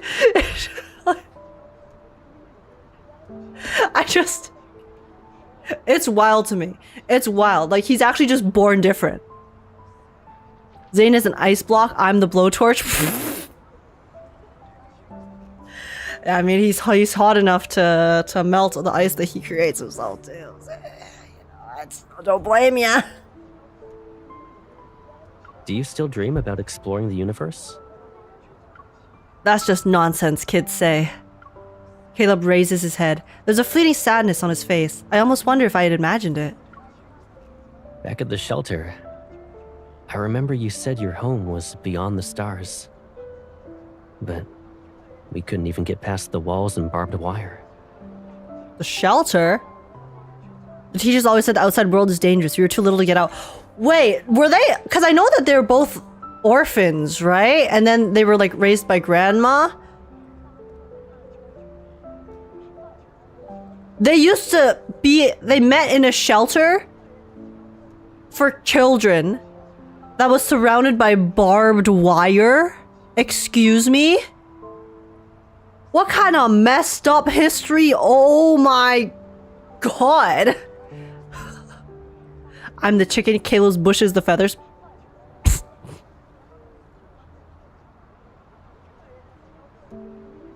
Rainy, high five. High five. High five. Listen, I'd like to be Caleb. No, I'm not, no, never mind. I'm not finishing that. No. No, when you're cooped up in one place for so long, the outside world can be more appealing than ever. Yet all we can do is hang out on the rooftop and count the fighter jets flying past us. Chronokinesis is the most broken fantasy power than gravity? What's chronokinesis? Explain. I don't know what that is. Is chrono like time? Like time powers? Well, I mean, yes, time powers are probably the most broken. It's literally controlling time. Say it. We need a clip. No, guys, because I realized halfway through it as well that it also doesn't make sense, okay? It doesn't make sense. He and chronomykinesis. We're just saying anything nowadays, aren't we? What is it? You just... Huh? Oh. You linked the create thing. That's not the clip. Wrong clip. Wrong clip. Righty. The fighter jets crashed because they got attacked by wanderers. As for that railroad, at the end of it is a patch of weeds. We'll figure out everything about this world, one step at a time. All right, Caleb, can we start with you stop lying to me? You know, tell me some truths.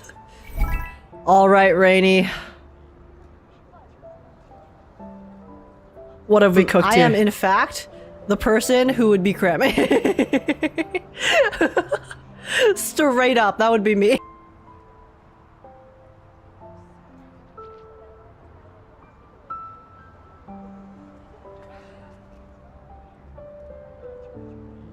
I was talking about school. Guys, okay? For like cramming for a test. Cramming for a test. Cramming for an exam. Cramming for an assignment. You know? Not cramming Caleb's dick into other crevices, okay? That's not what we were talking about. I can promise you. That's what we're talking about right now. But, you know. Context. Context is everything. Really? I'm starting to think some people's hearts are more mysterious than the world itself. Oddly specific, but okay.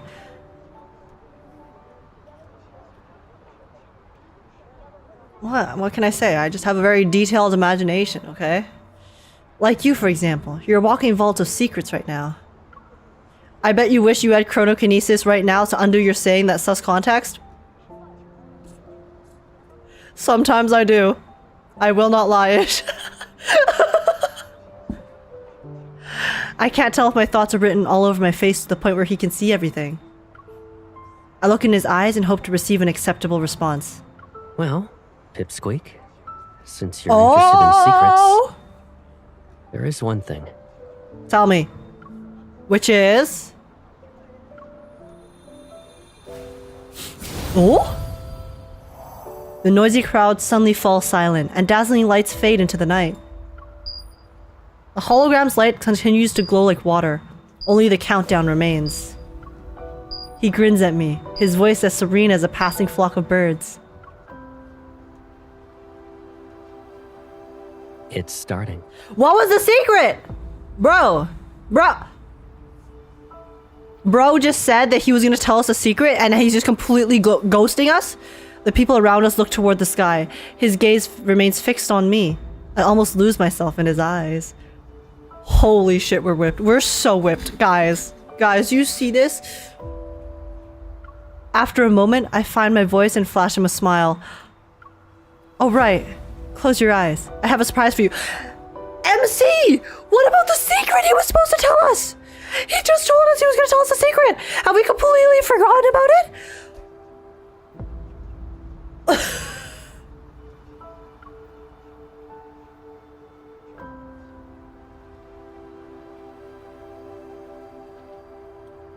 I'm gonna head out now, H. I still have to go to uni, enjoy the gooning. Oh, no worries, Wiz.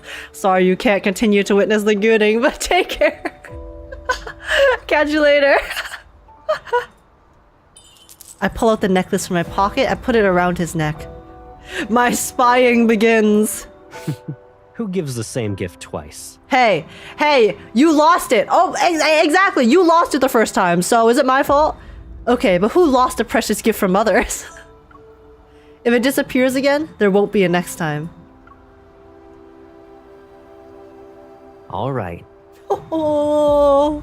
I promise I won't lose it again. Good. So then I can continue spying on you forever. Very nice. Suddenly, a distant ringing fills the sky.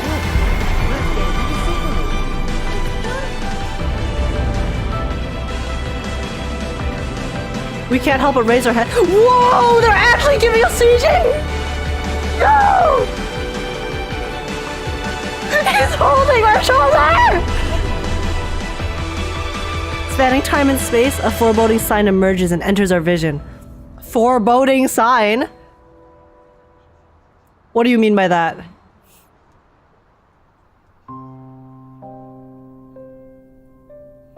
The electromagnetic radiation from the supernova will persist for some time. To protect Skyhaven, a floating city powered by energy, aerial shields have been activated above us. Love and Deep Throat? Stop! This! Oh my god!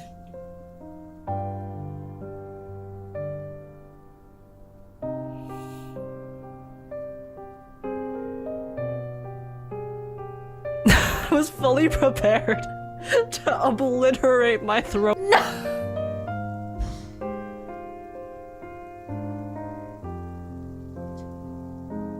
Love and Deep Throat is the craziest chat message I have ever seen in my life. Actually, you have outdone yourselves. You actually have. I have no words. I have no words to describe how I feel right now after reading that. Holy shit. Tonight, Caleb will go out again. According to him, Skyhaven's lockdown will be over soon along with the cleanup. I say goodnight to him in advance. Then I enter my bedroom, draw the curtains, and force myself to close my eyes as I rest on the bed.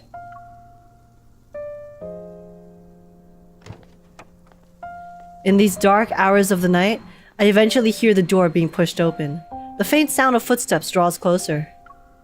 Realizing it's Caleb, I keep my breathing steady. As I pretend to be asleep, a gentle touch lands on my forehead.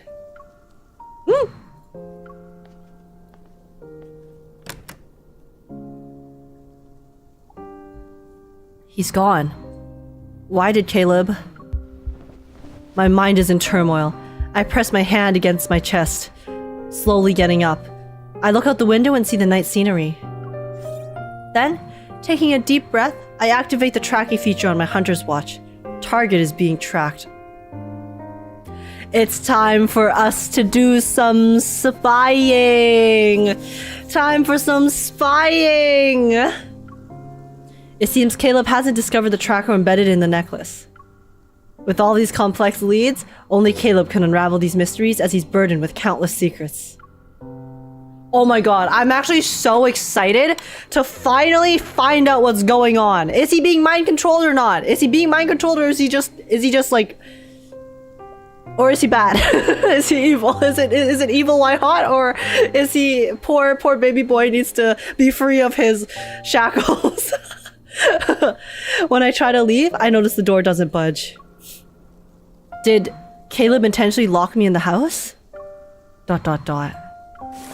I raise my gun and aim at the lock. Without a second thought, I pull the trigger. Wait. Destruction of property? Talk about not leaving a trail. Damn. Stockholm Syndrome is pretty strong. I see. Guys. He could be controlled by a mind chip, okay? We'll find out. We'll find out the truth eventually. Alright? Let's see. Am I gaslighting myself? Or am I being valid in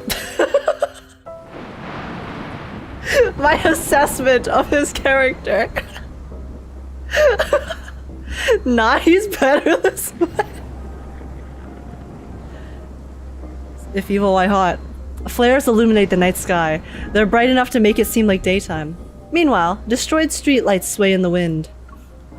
2 to 3 story steel structures cast looming shadows on the cracked pavement. A palette of dark, cold hues surrounds them. Amidst this desolation, the only source of vibrant color is the orange barricade tape. How can there be a place like this in Skyhaven? Is this the place from his trailer? Because he was in like a dark apartment, but I thought that was his actual apartment. Thick wild grass covers the ground, a testament to the years of having been abandoned. Yet, these pieces of metal shine as if they're new. Beyond the bars of steel, the faint outlines of various aircraft hint at this place's history. The signal from the necklace abruptly vanishes here. There must be a signal jammer in this area. Test Site 5 has been cleaned. Oh, test site? Wait, what are they testing? What was that? Not spying, going stalking, obsessive much? Guy, no, we're investigating right now, okay? We're investigating the truth because Caleb is lying to us. He's not being truthful. So we are trying to find out what's actually happening. And this is the only way that we can, okay? We're not obsessively stalking him. We are investigators. We're doing some good work right now, okay? What is this clip? Love and Deep Throat? Stop! This! Oh my god!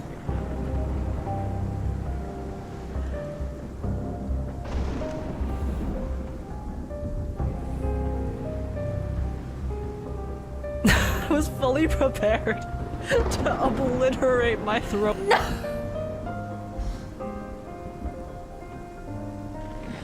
Not the sound alert. Love and Deep Throat is the craziest chat message I have ever seen in my life. Love and Deep Throat? You just put yourself on blast, by the way. You typed the message and then you clipped it yourself, Wiz. You're doing this to yourself.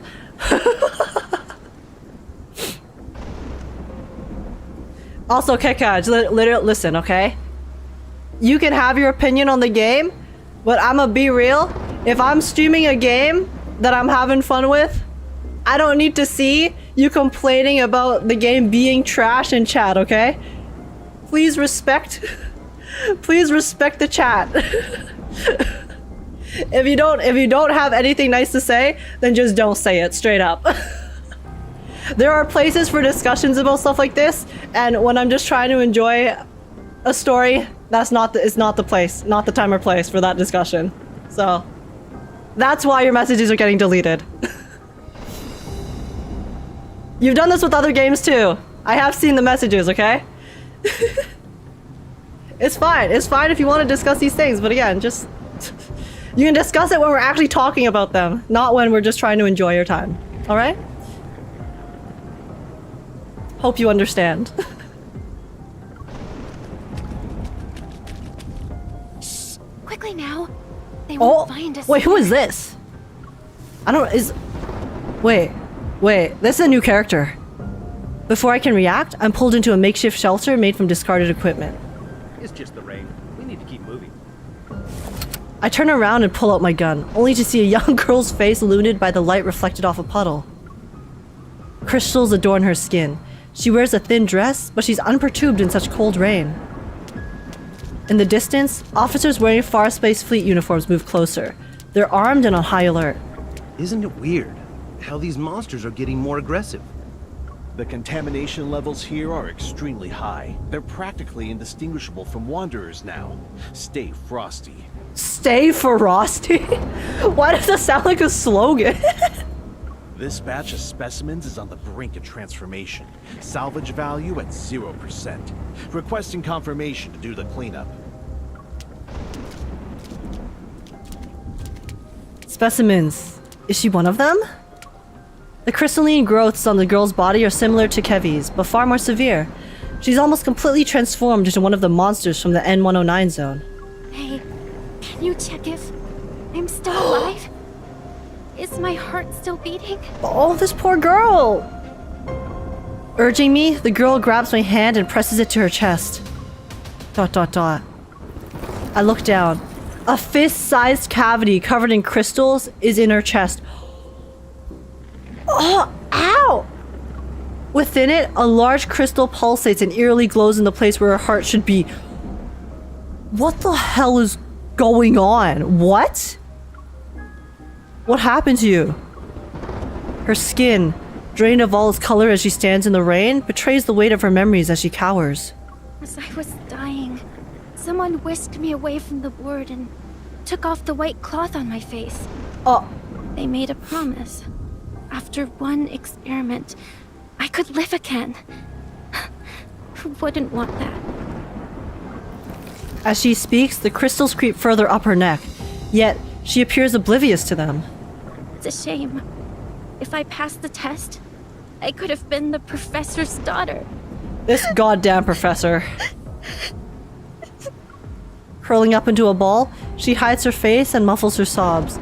The rain covers her in anguish. The professor. He's the one who took in Kevy under the pretense of adoption. Professor, who gave us a second chance at life. He's our father.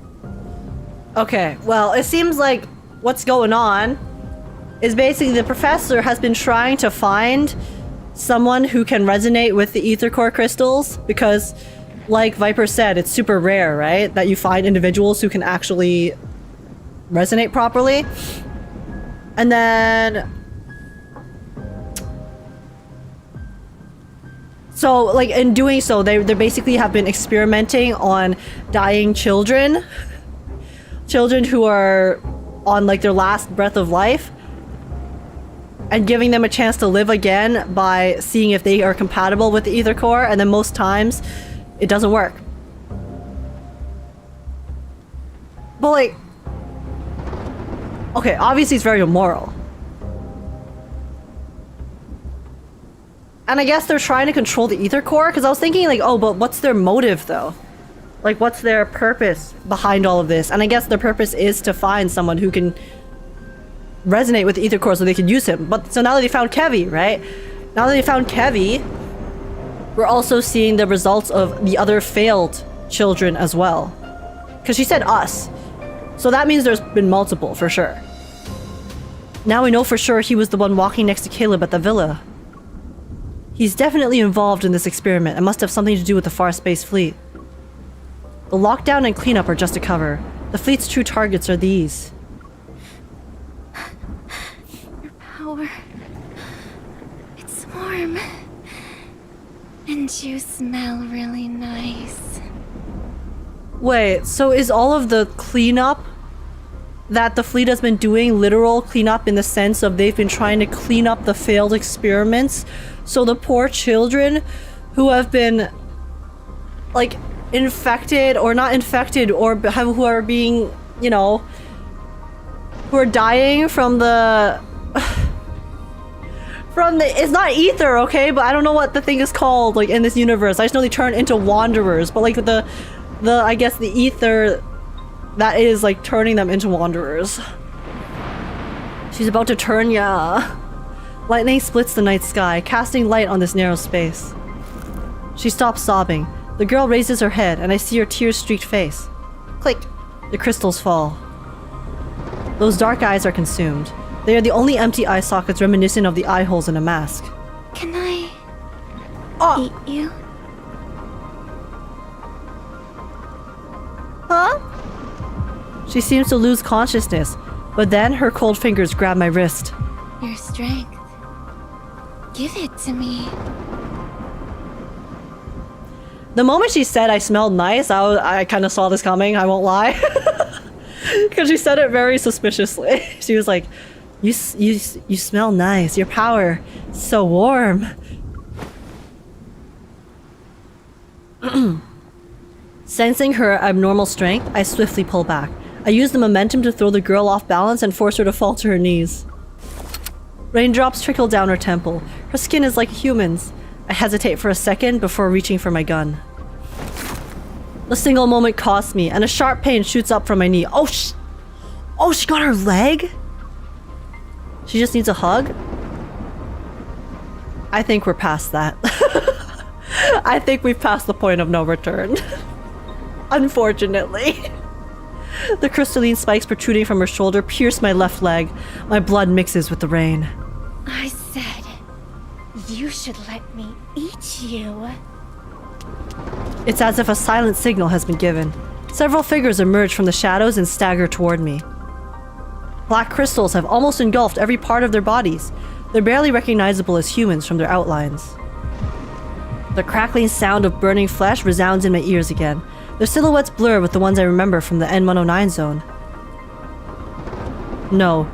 Those things are already here. They're all here for the ether core? As I close in, I have no choice but to fight through the pain. I push the girl away. Holding my gun, I struggle to stand. Dude! Oh my god, the audio design on this? Bullets cut through the rainfall and pierce the legs of two figures at the front of the group. However, they don't stop. At least she asked first. Fair, she asked for consent. I guess she did, but the issue, guys, is she asked for consent, but then didn't actually take into consideration our answer. Asking for consent means nothing if you don't listen, if you don't respect the answer to your question. So, still, not good. Another shot rings out and the girl's twisted convolutions come to an abrupt stop. But I didn't pull the trigger. Like, for example, guys, with Caleb, okay? Caleb asked us to take the sleeping pill. And then we consented to taking the sleeping pill. He didn't force us.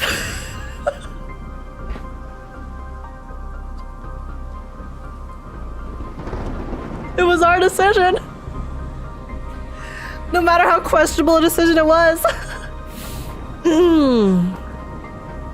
At least she didn't lie, unlike somebody. Well, maybe he was. She has his reasons, you know. Let's find out. Let's find out his reasons for lying before we decide if he's unforgivable. Okay.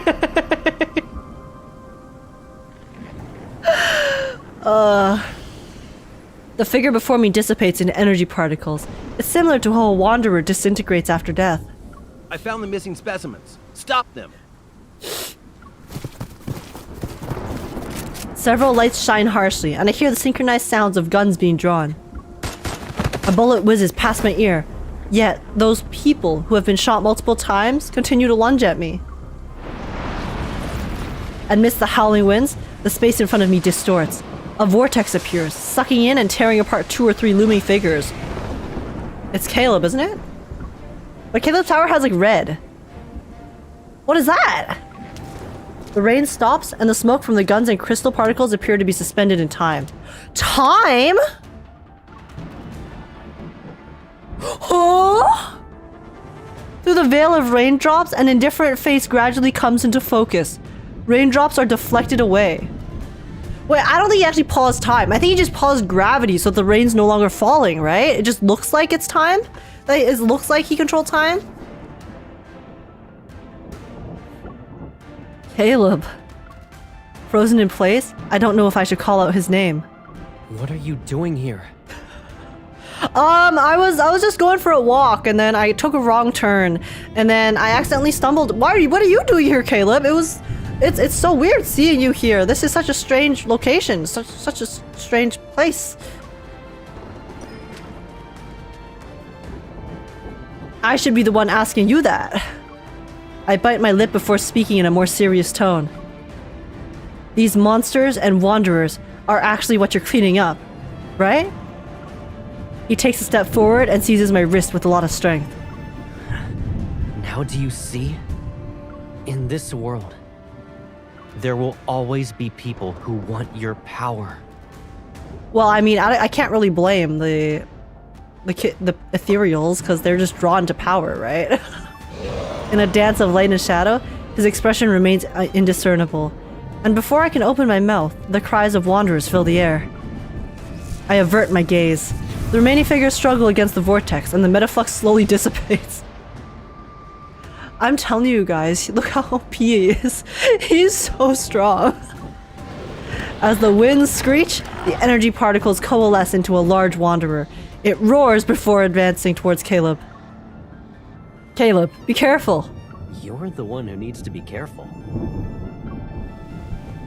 With a stern expression, he grabs my shoulder and pulls me behind him.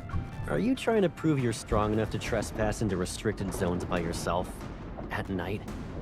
You should only do that sort of thing when you're not throwing yourself into danger. See, guys, he cares about us, okay? He may be lying to us a little bit, but I'm sure he has good reason to, you know? We'll find out.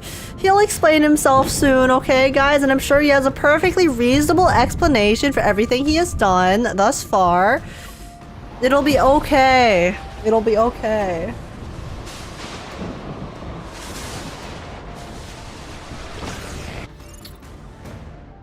Oh, battle time? I hope I don't get diffed, guys. Last time we actually failed the battle. Age gaslighting it. She's gaslighting herself. Now, guys, I'm not gaslighting myself. No. He's fine, okay? Caleb will show us, and he will prove to us that he is A-okay. You're still injured. You're getting diffed? Guys, I'm not, okay? I've already turned the graphics on super low and it's lagging. So leave me alone. You won't escape. It's okay. This is so hard. You should think before charging in. Wait, guys. Something's changed. This is quite difficult on BlueStacks, I will not lie. It's only got half its health left. You want to do a competition? Of course. Watch. Okay. Wait for my signal. Okay, guys. Fine. Now's our chance to strike. Come on. Request approved. Requesting ambush. Request Once we pick up the approved. gravitational core, it won't stand a chance. Wait, guys, I'm just paying attention to his lines for the first time. Whoopsies, wrong one. You want... Wait, what? What do you mean wrong one? Bitch? Step back. Keep yourself safe. Wait, do I have to clear the... Routine Is it gonna attack. keep Time to play respawning peekaboo with until the I rock do the spikes. right one? Hide behind it. Guys, It's okay. You still have me. it's Time okay. to show them what we can do. Chat, this is so difficult. That's not right. Come over Why here. can't I use this? I'm so confused. I can't use my Request thingamabobber. approved. Whatever. I'm Target just has ulting. entered the containment zone. I'll approve the request in bed. Positions locked. Agreed. Fire. Agreed. She didn't read? I didn't read, guys. It said I need to break the core, so I was just attacking. Time to play peekaboo with the rock Okay, but spikes. why is it actually Hide not, behind like, letting me do the thing? it. Smart. Okay. Now I can relax a little. Now's our chance. Oh, well, I strike. can only do it when he's, like, countered, I Focus guess? Start firing now. Dude. Wait, his sound effects are pretty lit. You and Okay, I don't... Hey! It worked, okay? It's fine. It's fine. I'll full start later. It's so much... I'll full start on my phone. It's so much easier on the phone. I only got 2 stars on this. Yeah, me too. It's fine. Blue stacks is rough. At least we succeeded, okay? We didn't fail. We take those. Alright, dark side. Alright. Come on, give us the truth already. The fleet ship cruises smoothly in the sky as it's currently on autopilot. It resembles a colossal beast lurking in the night. Outside the porthole, an endless stream of stars flickers like a shimmering wave of light. In the aircraft cabin, Caleb puts me on a bed. Retrieving a first aid kit, he sits it down and carefully removes the bloody fabric from my knee. Under the harsh light, blood continues to flow. His gloves are dyed a bright crimson. I look away. does it hurt? ... Are you mad at me? No. As I hear him take out the medicine and equipment, I start to turn around. But then his hand covers my eyes. Okay, kinky. A fine needle pricks my skin, and the searing pain instantly dissipates. Caleb, what did he just inject us? Did he just give us morphine, or is that like something else? I raise my head and look into his eyes. The explosion in the Cascade district was just a convenient excuse to justify the cleanup. Then there's Kevy and Mia. Those were manufactured accidents too. You. What have you been doing behind my back?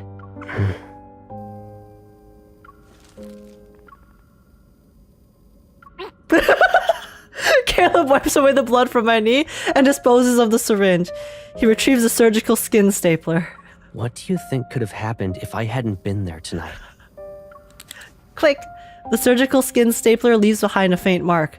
Well, actually, I wouldn't be there if you weren't there tonight. So that's a non-issue, Caleb. It's all good. I can't bear going through the same pain again. Or do you want me to re-experience that loneliness because I left you? Same pain again? What do you mean same pain again? Bitch, you're the one who pretended you were dead. Yeah. Okay, did he not know that we were alive? Like, is that what's going on here? I'm confused, Caleb. You're sending me so many different, like, signals.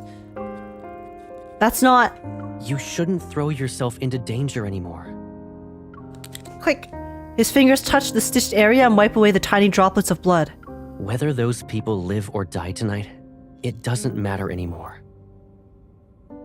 As long as we are alive? As long as we stay safe? Who dares to wield power that isn't theirs must pay the price. The explosion was just an opportunity for the fleet to intervene. You arrived in Skyhaven at the wrong time. Why didn't you tell me sooner? But I thought the professor was the evil one. But he was like amicable with the press? I'm so confused.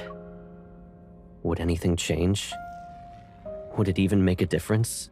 Am I like stupid?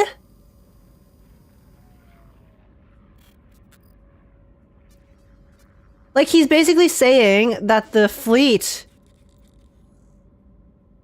has been trying to like clean up these experiments But isn't the fleet responsible for the experiments because of the professor?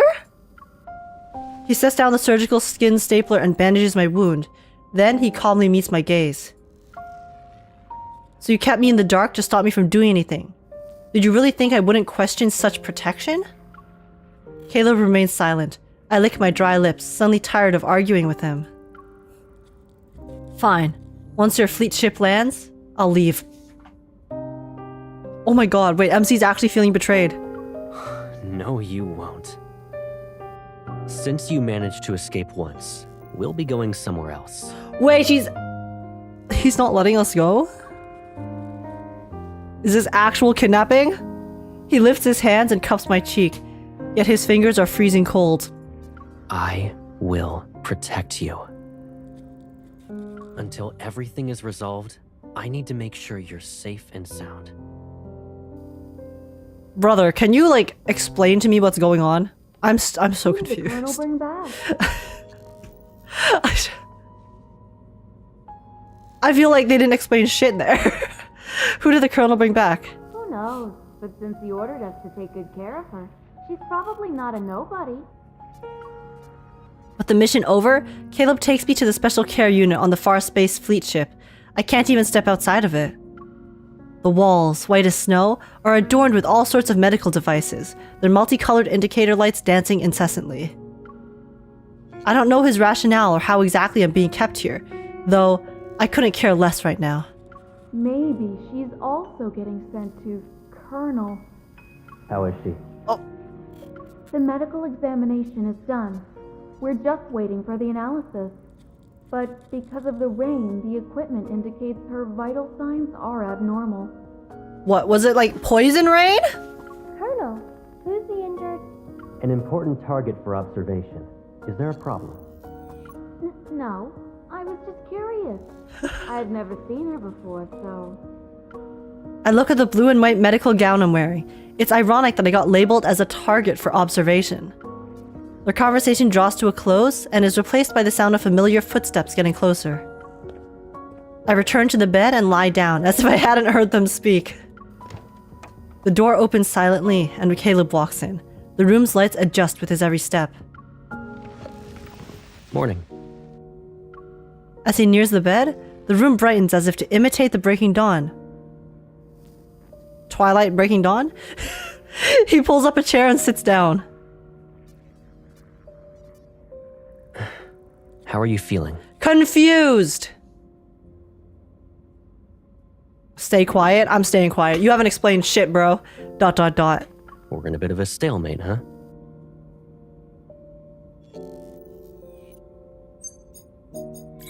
Caleb taps the vital signs monitor on the wall, and various data values appear midair.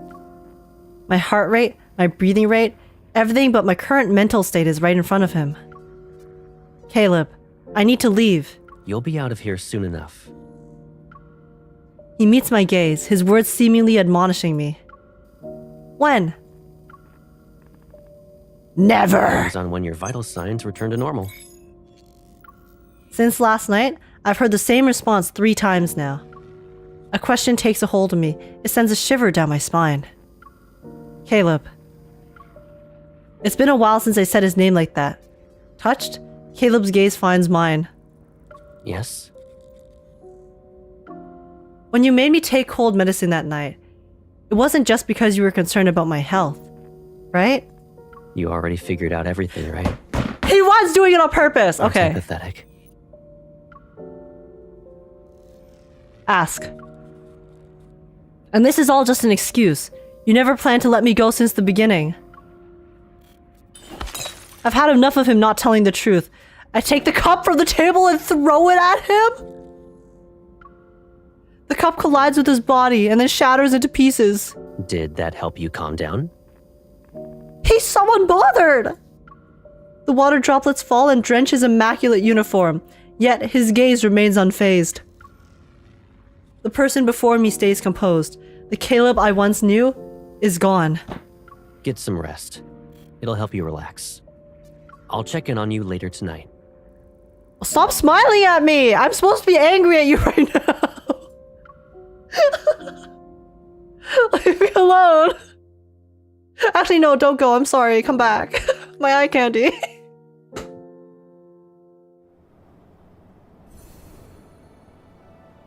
Wait, guys, so he's actually kidnapped us. This is actual kidnapping now. But what's the fleet doing? I still don't know what the fleet's doing.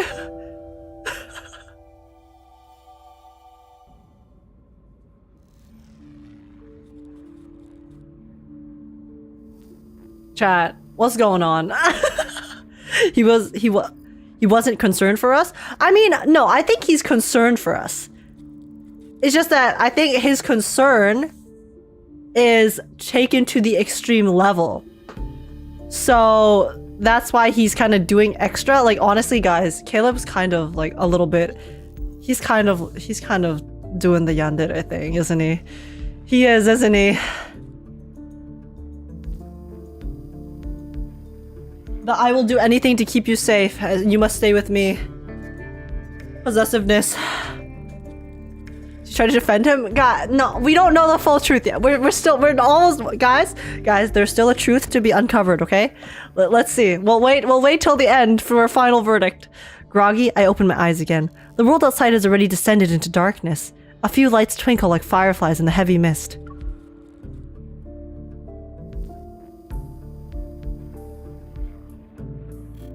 I sit up and scan my surroundings, belatedly realizing I'm not at home. Everything that has led up to this moment feels like a surreal dream. The lights? I whip my head around and look out the window again. I can't clearly see what's outside, but in the mist are the outlines of tall buildings. Since Caleb wants to take me back to HQ, it seems the Far Space Fleet ship has landed. It's a starship that spends most of its time in the sky and doesn't always touch the ground. So, I mean, everyone in this game is basically a stalker. I mean, is that really true? Like, Silas is kind of a stalker. Caleb's kind of a stalker.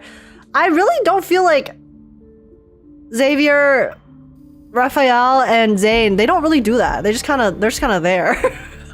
If anything, we are the ones who seek them out more. Like with Raphael, he summons us because he hired us, right? Xavier's our co-worker, so we do spend a lot of time with him. And then we seek out Zane ourselves a lot of the time. So I feel like the three of them are honestly pretty normal. Zane is coincidentally at the same place. Yeah, I think Zane just happens to be there. Like, he's just so important that he's always involved. Raphael and Xavier are the biggest stalkers in their lore? Really? I don't know too many details about like the lore of each of them. Really? They stalk us? Wow, I need to go brush up. Holy shit, I did not know that. I thought that they were so normal. Damn. So I guess Zane is like the most normal person in this game, huh? Interesting. The more you know. Actually, Raphael stalks us. He pays someone to stalk us. Does this happen in the story? I low-key never played the chapter that Raphael's in. I was going to, and then I never got around to doing it, so I guess I'll have to go back and see what goes on there.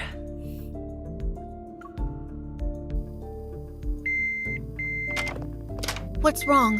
Where does it hurt? In my heart! It's in his anecdotes? Oh, okay. Yeah, I haven't read all of the anecdotes. I haven't read most of the anecdotes, actually. I've only read the anecdotes for, like, the really saucy things. I was just curious, okay? It was curiosity, I promise. I was just curious about what was going on, okay? Like, so I saw people freaking out about it on Twitter, so I was like, okay, I need to see what the big deal is. I promise, that's the only reason. I feel cold for some reason. My head is spinning. I can't see anything. Hold on. I'll call for the doctor. Oh, poor nurse. I'm sorry. I have to do what I gotta do, okay? In one swift move, I pick up her limp body, place her on the bed, and tuck her in. Sorry. She was just doing her job. This poor girl. It's fine. We just knocked her out, okay? We're just giving her a good nap, a nice little break.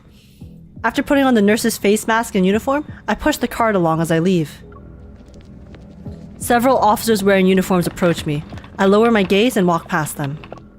But before I can breathe a sigh of relief, a voice calls out to me. Excuse me, nurse. How can I help you? I turn around and make sure I don't stutter as I speak. A fleet officer walks up to me. He frowns as he gives me a once-over. You're heading toward the armory. Why does a nurse need to be there? I'm sorry. I thought the pharmacy was this way. I calmed down and lied to him without missing a beat. I guess the person who gave me directions misunderstood my question. Fortunately, this explanation seems to have fooled him. He nods and points to the corridor in the opposite direction. Yo, MC kinda slick with it. The pharmacy is over there. The armory is a restricted area, so you shouldn't be wandering around. Okay, thank you, sir. She didn't read lore. Guys, I am telling you, I am the most casual Love and Deepspace player you will ever see. I come to this game, I do my dailies, pull for the pull for the cards I want, and then sometimes I'll read the cards that I pulled for, and that's about it. I read like most of the main story except for Raphael's chapter, because that was just the chapter that was like after everything. And then before Silas came out, and then I just read Silas's chapter when it came out, and then now I'm reading Caleb's chapter now that it's come out. I'll go back and read Raphael's, okay? I promise. Pull for the spicy cards, real. Listen, sometimes you gotta just appreciate what the devs give you, okay? If the devs are gonna give us all these spicy cards in Love and Deepspace, who am I to deny their calling? I haven't even taken a few steps when that fleet officer calls out to me again. Wait. Is there something else you need? You have stabilizers there, right? He grabs 3 syringes from a box in the car and shows me the number on his chest. I'm taking some with me. Write it down on the list later. Yes, sir. He finally vanishes after making a turn around a corner, and my heart finally relaxes. Only for us to bump into Mr. Colonel, lol. What did he mean by stabilizer? I pick up a syringe from the box and turn it over to look at its label. Drug name: Cybezin. It can be used to combat emotional outbursts, enhance cognitive functions, and help patients stabilize their mental state. Only those with Turing chips may use this. This drug should not be used daily. Caleb has a chip, guys. Caleb has a chip. He has a chip, and he uses these drugs to calm himself down from his mental state, because I'm sure his mental state is not very good after all of the shit that we encountered and have been through, especially with his quote-unquote death and probably whatever bullshit he had to deal with when he got rescued by the space fleet.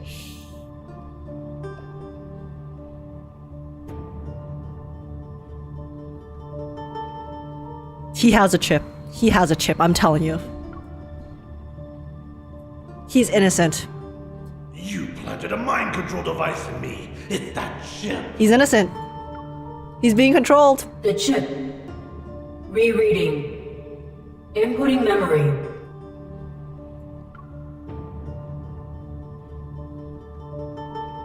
That chip must be the Turing chip. That fleet officer must also have one. An absurd thought pops into my head. If chip implementation is common in the fleet, then Caleb might have gotten it too. Is it really that absurd? Come on, MC.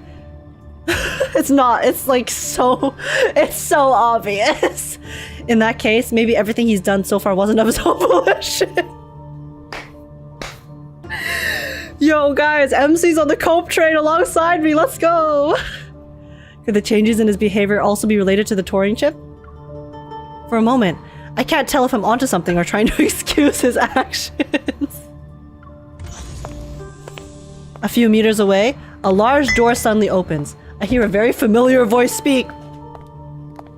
Yo, nurse, time to get out of here. Colonel. My heart skips a beat. I retreat and try to hide in a corner of the corridor. Before I can see who's with Caleb, however, he turns. His back blocks my view. I heard you'll lead the fleet on a patrol through the depths of the Deepspace tunnel in 3 days. The of Atay is about to enter its next phase. A banquet will be held in your honor before you leave. See, I find it interesting how they do. They basically sometimes they lower the volume of the dialogue if they're like supposed to be muffled or further away. But it's too quiet. I can't hear shit, man. I can't attend the celebratory banquet anyway. I have some personal matters to deal with. The higher-ups gave the order. Yo, MC, aren't we trying to escape here? They're talking. Get out of here, bestie! Caleb doesn't speak for a moment before he responds in a lower voice. Speculating on other people's thoughts isn't my forte. And since I've taken your place, I can order you to leave. Wait, he's taken the other guy's place. Caleb reaches out and presses the sensor on the wall. The door rises. The man grunts as he leaves. We're not doing a very good job of escaping, guys. In the empty corridor, Caleb suddenly turns around and looks at where I'm hiding. Oh wait, he knew! He knew we were here all along! Damn. Wait, how do you know? Is he just that observant? MC is a bit slow. A little bit. Which is funny, because honestly, prior to this chapter, from the stuff I've read thus far, I personally feel like MC has been pretty fast and intelligent all along. But for some reason, something about Caleb in this chapter has completely fried her brain cells. She's cooked. I think MC is just simping way too hard. But can I blame her? Can I really blame her, guys? I'm right there with her, honestly. I freeze and don't move. A few seconds later, a shadow looms over me and grabs my wrist. Playing hide and seek now? Did you really think you wouldn't be noticed? Yeah. There are eyes in every nook and cranny. Does it look like you can escape? ... You were brave enough to bring me to HQ. That means no matter who's suspicious of me, you'll have my back, right? He stares at me for a long time, and then he laughs. For some reason, an ominous feeling washes over me. Let go of me! Wait, what's he doing? You want to go home, right? I'll take you there now. Why am I scared? Wait, what's gonna happen? From the Far Space Fleet's headquarters to his home, Caleb remains silent. Click. The door is now locked. This is what you meant by safe and sound? Lowering his gaze, he says nothing. Following his gaze, I found the wound on my knee has reopened. Doesn't it hurt? Not as much as your betrayal! Answer my question first, Caleb. He suddenly picks me up and walks into the living room.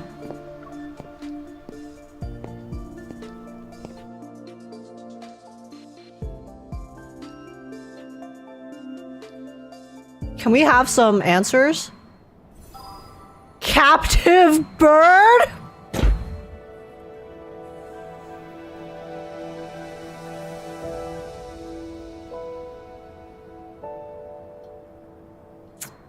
We're the captive bird, guys. It's us.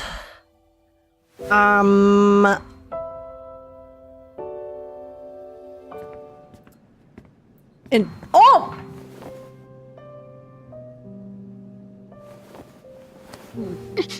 Sit first. We need to tend to your wound. Is the Colonel ordering me around, or is Caleb worried about me?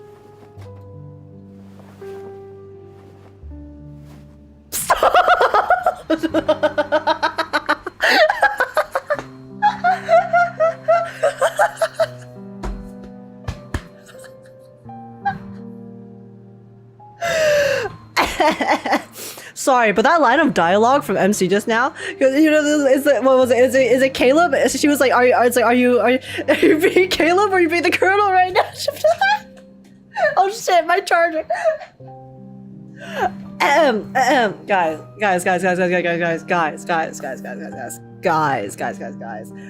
Guys.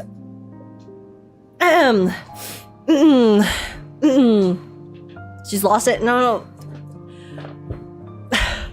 Okay. Calm down. I just joined stream. What am I seeing here? You're about to witness peak. I don't know. I don't know what you're about to witness, but I will be normal. I will be. Breathe in, out.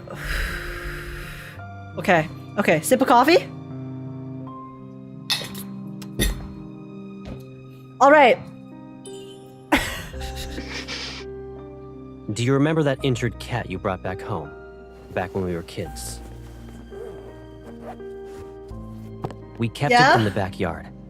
But that cat always kept trying to run away before it fully recovered. Are we the cat now? Is this what bro's saying? I don't want to listen to this. Wait, he's evolving us! Do you want to know what I did in response? He's using his evil on us. I got a collar with a bell. I put it on the cat. That way, it couldn't escape without being Is he going noisy. to collar us? If I had that kind of bell right now, Help me! I should make you wear it, right?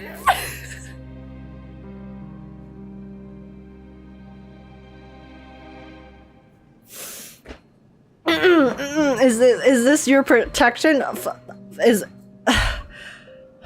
this how you'll protect me? I just need to be glued to your side? I know, it's unfair. But he's actually doing it! Analyzing vital signs. Wait, he actually did it. Because of that monster, your wound is infected. Is there truly a way for you to run around without getting injured? Are you still the Caleb who confronted danger with me? I've had enough of your protection.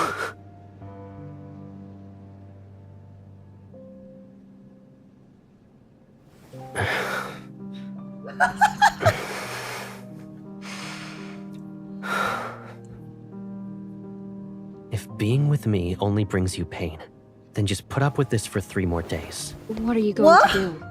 Wait. Tie up loose ends. Why is that so sad? Wait. And then, all of this will be over. I just need 3 days. Wait, so he is willing to let us go. Confirm the lockdown will be lifted after being in effect. The far space Wait, why did it fleet get so assures sad at the everyone that end? The explosion in the Cascade District will not happen. After all this is over, the fleet will return to the Deepspace tunnel. You'll be safe, for now. In other words, you'll just disappear again and not even say anything? Wait, why'd it get so I'll be depressing? gone. Aren't you happy that you won't have to see me then? I'm about to leave. It'd be nice if we had a meal together.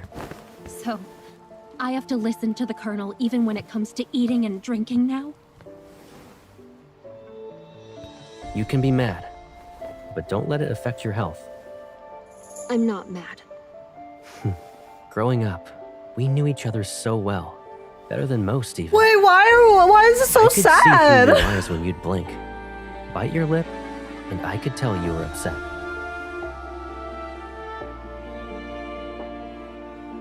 In that case, tell me, what am I thinking about right now?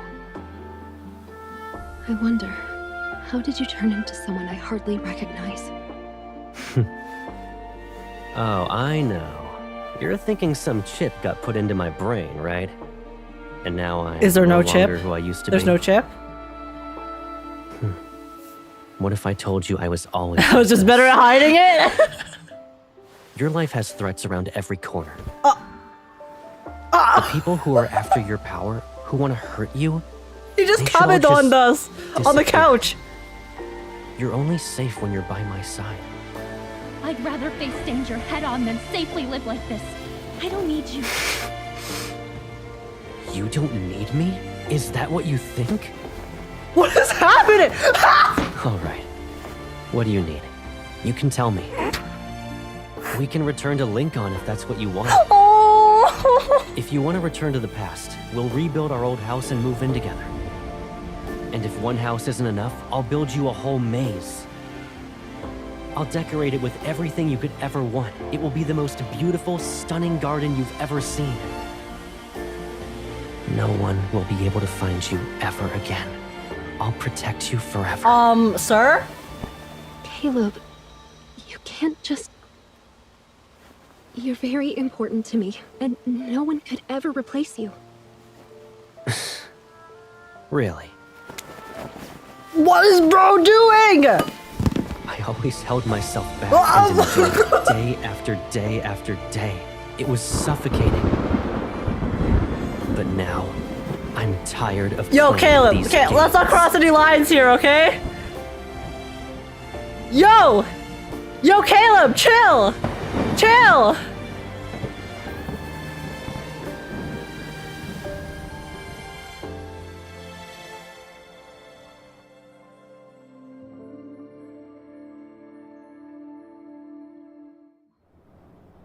What just happened? Age fumbled? What do you mean I fumbled? What do you mean I fumbled? That's not a good fade to black. That's not a good fade to black. It's not.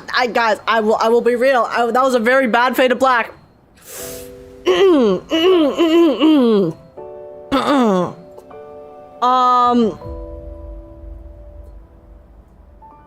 It's just our adopted brother holding us hostage, just an average Tuesday.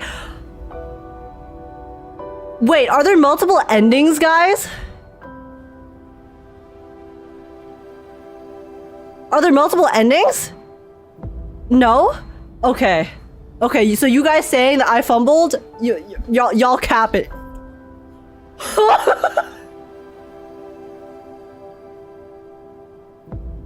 Okay, let's make...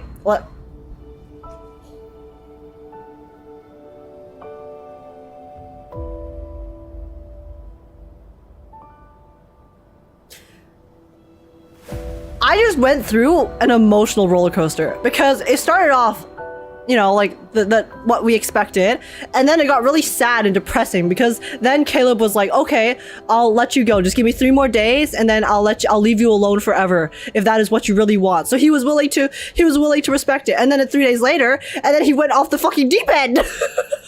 What happened? What did he just like?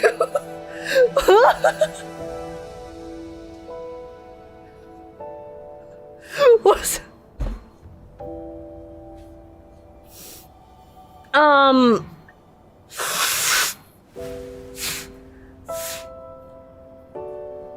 Okay. Well, let's make sure that fade to black did not end in a bad way.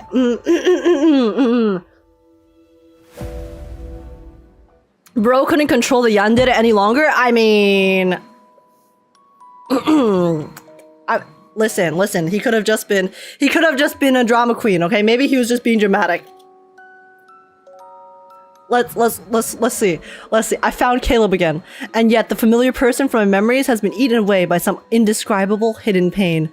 Only fragments remain. That night sky above Skyhaven is clear, but all its secrets are somewhere in the bottomless, unfathomable depths of his eyes. The night before he left, I dreamed about our childhood. I dreamt of Caleb and me running down the streets, skipping class, grabbing ice cream, and reading comic books. And I dreamt of that day when we held hands and became a part of each other's lives. Wait, so did Caleb leave? Because he said the star space fleet. From now on, I'll always be by your side. I'm sorry, guys, but the name of the fleet is still such a tongue twister to me. The Star Space Fleet was going back to the Deepspace tunnel, is what he said, right? So then after like just now's chapter, he like actually dipped. Far Space Fleet. Okay, Far Space Fleet. Wait, so he did that and then dipped?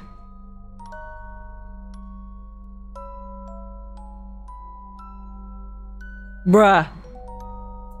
It's okay. I'll always be there for you, and I won't hurt you. Why are you crying here by yourself? Who bullied you? It's okay. I'll avenge you. ... Hold my hand. You won't have to worry about losing your way when I'm here. So bro basically said that he's always been like this. So then back then, when we thought that he was just like cute and wholesome, he was just holding himself back. And then I guess, and he couldn't hold the yandere back any longer.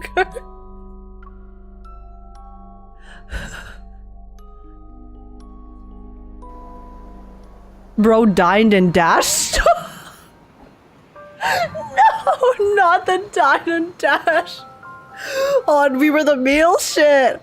The contrail left by the fleet ship splits the sky. It's like a line between dreams and reality. Rays of light pierce the clouds and bring the world back to a new, sunny day. On the runway, fleet ships are ready and waiting for their colonel to give the signal. It feels like whenever we say goodbye, I'm always sending you off. I guess it won't be a painful experience this time. ... His hand moves, probably to ruffle my hair, but he hesitates. His arm soon falls to his side.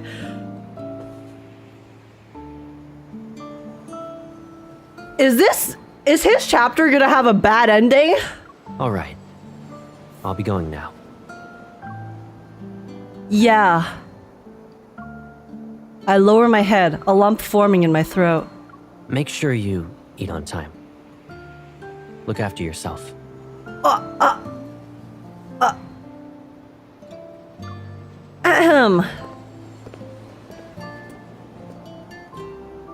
Caleb turns around, his back disappearing as it gets farther and farther away. The fleet ships take off and disappear into the sky, becoming specks in the distance.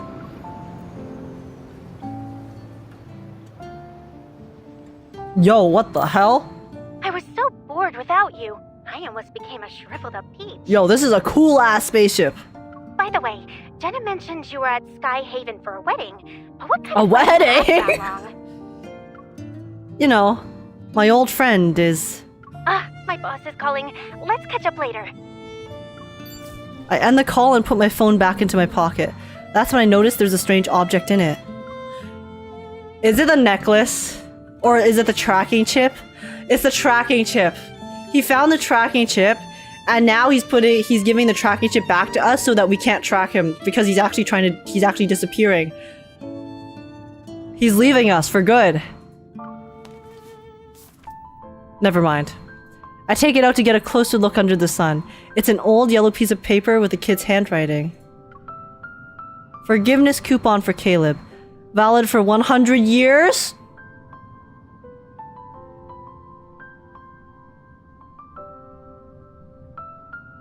Bitch! Holding it, I feel a wave of sadness like bubbles ready to burst, erupt from the depths of my heart. Caleb, you dummy. I can't figure out what's real or fake with Caleb. What I know for sure is that this person who's important to me, I don't want to lose him a second time. I mean, he's fucking gone. He yeeted. The Far Space Fleet has a spatium core fragment, and with that, the chapter on the explosion incident draws to a close. However, Mia's fate is enshrouded in mystery, and Kevy's future is uncertain with that chip. There isn't an ending. This isn't the ending, but the beginning of another story. An invisible web has been cast with the ether core acting as a lead ball. As a result, it has created a gravitational field that's as strong as a black hole. Even this Far Space Fleet, myself, who knows how many more pieces are being pulled in. Either way, they're slowly or quickly rolling into a void. The Turing chip, the Fountain of Ate, those patients turned into monsters via experiments. Everything seems to lead back to one source, the professor who's lurking in the shadows.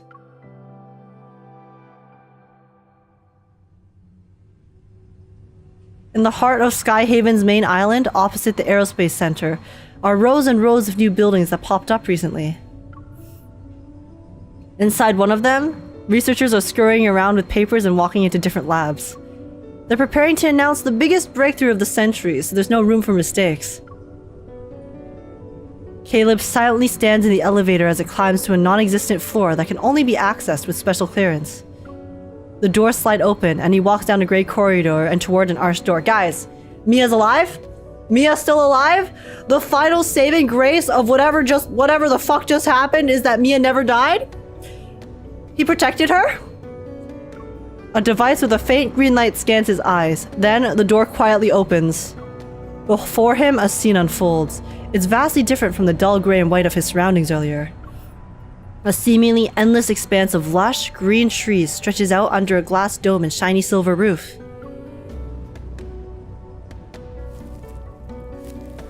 First, we went ahead and recycled. Oh my god, I forgot about him. Flux I forgot about Viper. We paid the N109 zone a visit to get info on Agekk. The cope is strong with this one. Siren, listen, we're. I don't know how the fuck to process what I just watched. Our Skyhaven gig is almost over. Where's our next stop? We practically spoiled Ever, and those old people in the fleet. We're like their personal hitmen. Does he ever stop talking? Oh wait, Viper's working the professor? What? Okay, guys, is the professor working with the fleet? Cause Caleb was talking to him before. Don't think I won't beat you up because you're a kid. You two, stop arguing. The professor said we're family, and families are all about love and kindness. Who is this girl? Viper leans against a massive tree. He puts his hands behind his head as he grumbles to himself. Honestly, that girl kind of sounds like MC's voice. I won't lie. The other two are sitting nearby, a little boy and a girl wearing a black dress. Wait, is it Mia? Where's Mr. Overprotective? Did he check in on his little hunter girl again? Huh? Healthy relationships So he is working with them. are ideal, but the twisted ones, that's where the drama... Before he can even finish, his head is made to spin 180 degrees. He finds himself staring into that brooding gaze. Sound like Simone? Wait, who is Simone again? What's more frightening is that this person is genuinely smiling at him. Your attempts to mess with me are lacking in creativity. Oh, lacking creativity, eh? They keep spinning the head. Like a top. Where's the professor? Inside. And can't you at least put my head back in place before you go? A small mechanical bug flies in. It perches on his finger for a second before darting into the vegetation. 14 years ago, Josephine and her team defected. They kept quiet about that kid being the best test subject. Josephine's our grandma. Josephine used to work with these experiment people? The Gaia Research Center was destroyed during the Chrono Rift catastrophe, and then the N109 zone took over. With Agekk and those gangs around, retrieving their old experimental data and equipment is not an easy thing. Josephine and her researchers have been using fake names for years and kept this achievement of theirs a secret. Simone is MC's hunter friend. Her first appearance is right after Silas's main story branch. Oh, okay. I think I vaguely remember her. But our investigation has paid off. Not to mention, Josephine and her traitors got what they deserved. Oh. Wait, so they bombed? Are they the ones who bombed? That means you found the child who disappeared back then. That child is us, right? From what we've seen and how she's been acting, her powers haven't activated yet. The man with salt and pepper hair glances to the side. The youngster has entered the room. Compared to that broken thing, I'm a weapon perfectly primed forever. Huh? Caleb calmly looks up and stares at the hologram in the air. It displays a massive hospital ward. So they're Ever.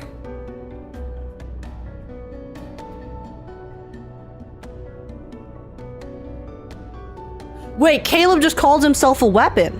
Does that mean Caleb was also being experimented on? Or like he was also, so he's like us, I guess? In the darkness, there's a figure who's barely visible. I've been waiting for many years. The man on the hospital bed finally peeks out of the gloom. Half of his face is on the thinner side. His skin is so pale that it's almost transparent, and his voice carries the weight of pure fatigue. So, don't make me wait anymore. Of course. After the man mentions a few key points, Caleb nods and walks into the lush, green scenery. All is quiet. Then, Professor Lucius raises his head, his gaze fixed on the hologram materializing in thin air. Wait, guys, his name is Lucius? No wonder. No wonder he's seemingly evil. Anyone named Lucius? The Fountain of Atay will be put into motion, and Ever will soon reveal its revolutionary vision to the world. We'll track down the missing child, but now isn't the best time. He glances at the figure who's long vanished into the verdant vegetation, his gaze lingering on his right arm. There, hidden beneath the surface, lies the price Caleb paid to be brought back to life. Oh, it's his robot arm, right? At least it will be before he becomes completely useless. Wait, so is Caleb disposable to them? The human body is far too fragile. But by surrendering warmth and sensation, even the simplest modifications can transform flesh and bone into unyielding machinery.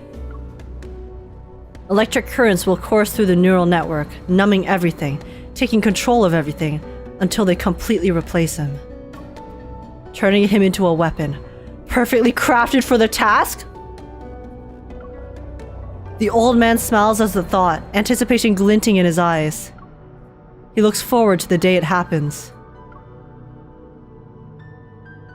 Wait, so they are literally using Caleb, no?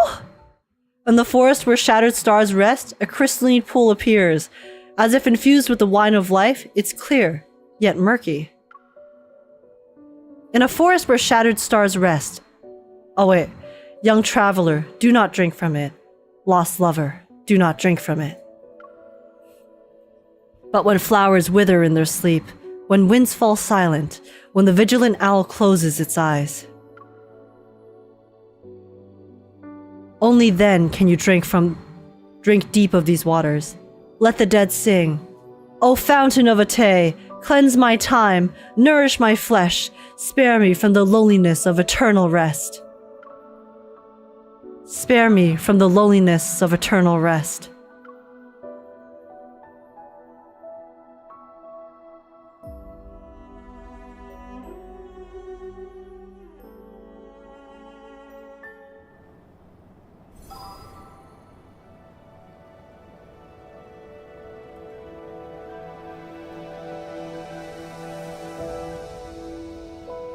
What the hell just happened?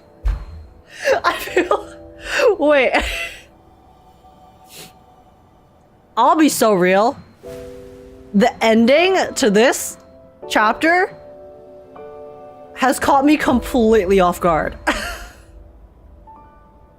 That was nothing like what I expected it to be. Like, in every sense of the word. I hope your man unkidnaps Kevy. Lil bro do not deserve that. I know. Poor Kevy's being literally brainwashed. I'm confused. You and me both.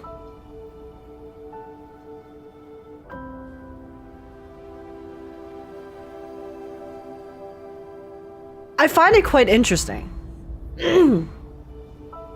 How it does seem, at least in my personal opinion, it kind of feels like I'm surprised that they made Caleb actually lean more towards the bad side, I guess. Like, I feel like based off of chapter, 10, just now, the one that we just read with the lore from Ever and stuff, and discovering that he's part of Ever,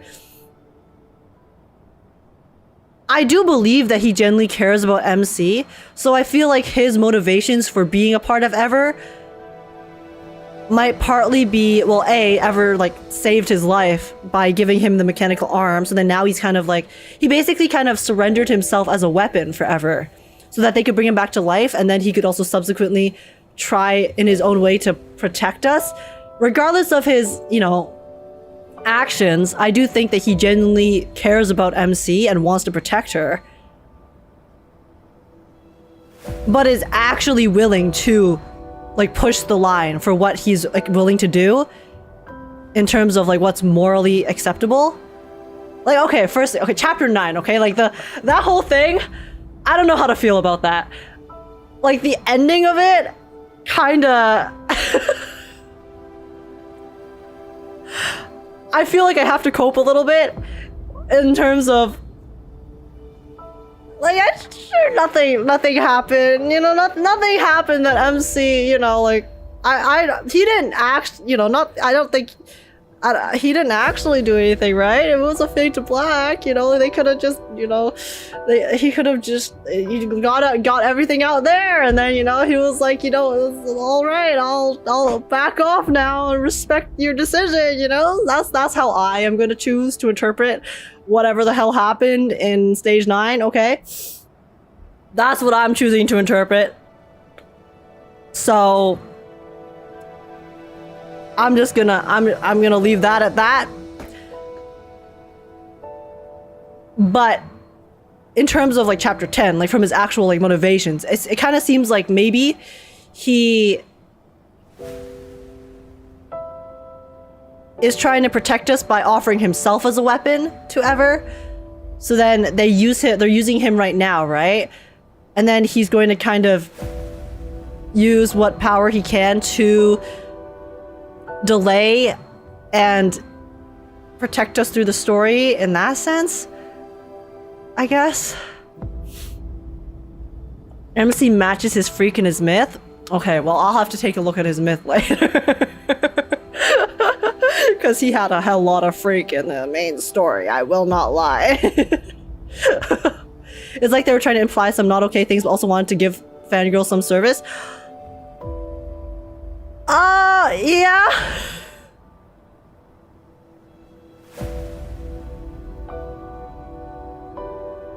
Like, listen, okay? I think if the fade to black, okay? Everything that happened past the fade to black, up for interpretation. My interpretation that I'm gonna choose to accept is that nothing, you know, unconsensual happened, okay?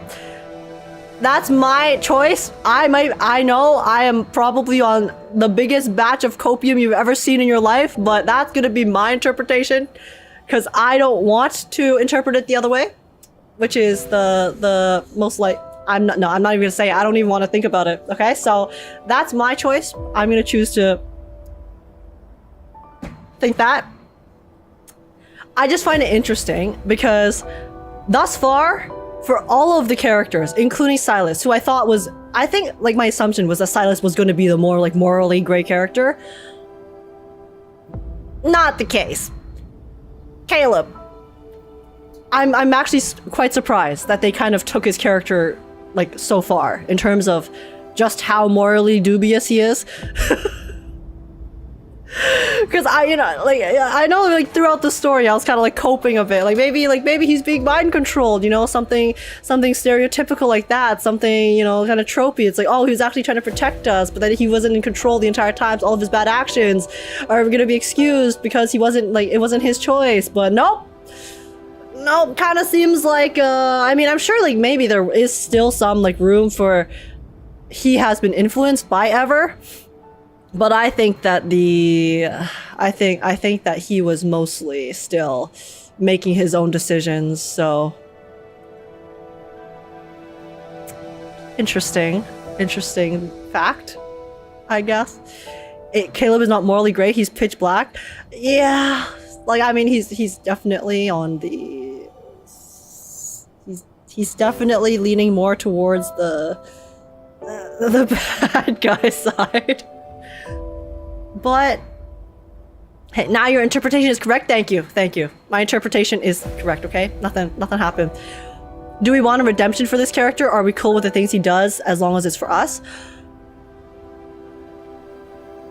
It's funny because it's funny to think about like in terms of this, because for me at least, okay? And I feel like this also probably is the case for a lot of people too, is that whenever, you know, it comes to like evil characters and like actions like violence or like doing like messed up things in that sense, I feel like it's a lot easier to forgive fictional characters for doing like violent acts or like committing crimes or doing like morally dubious things on that end than it is to forgive characters for doing like morally dubious things on a more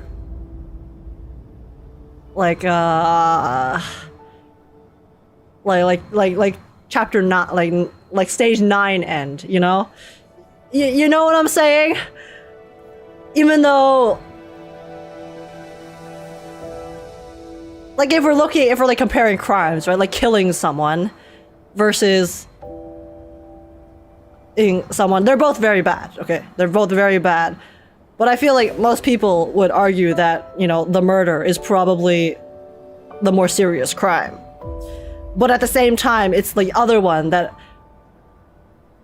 feels more disturbing sometimes. Why is that? Why is that? It's interesting to think about. Trust when you see his myth and anecdotes, you won't see him as a red flag anymore. We'll see. We'll see.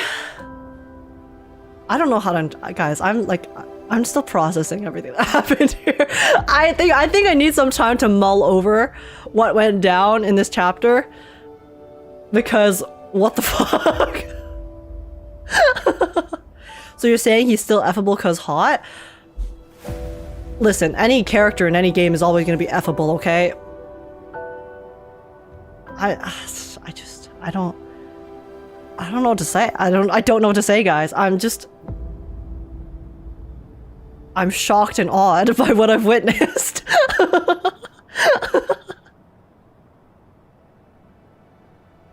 If his myth justifies what's happening to Kevy, then he'll be cleared for me. Yeah, I need Kevy to, like, get out. I need Kevy to be rescued and be able to live his own life properly and not be mind controlled. So hopefully we can get Kevy some closure in the near future. This game got combat? Yes, it does. It does. It's very hard to play on BlueStacks though. Rip Mia?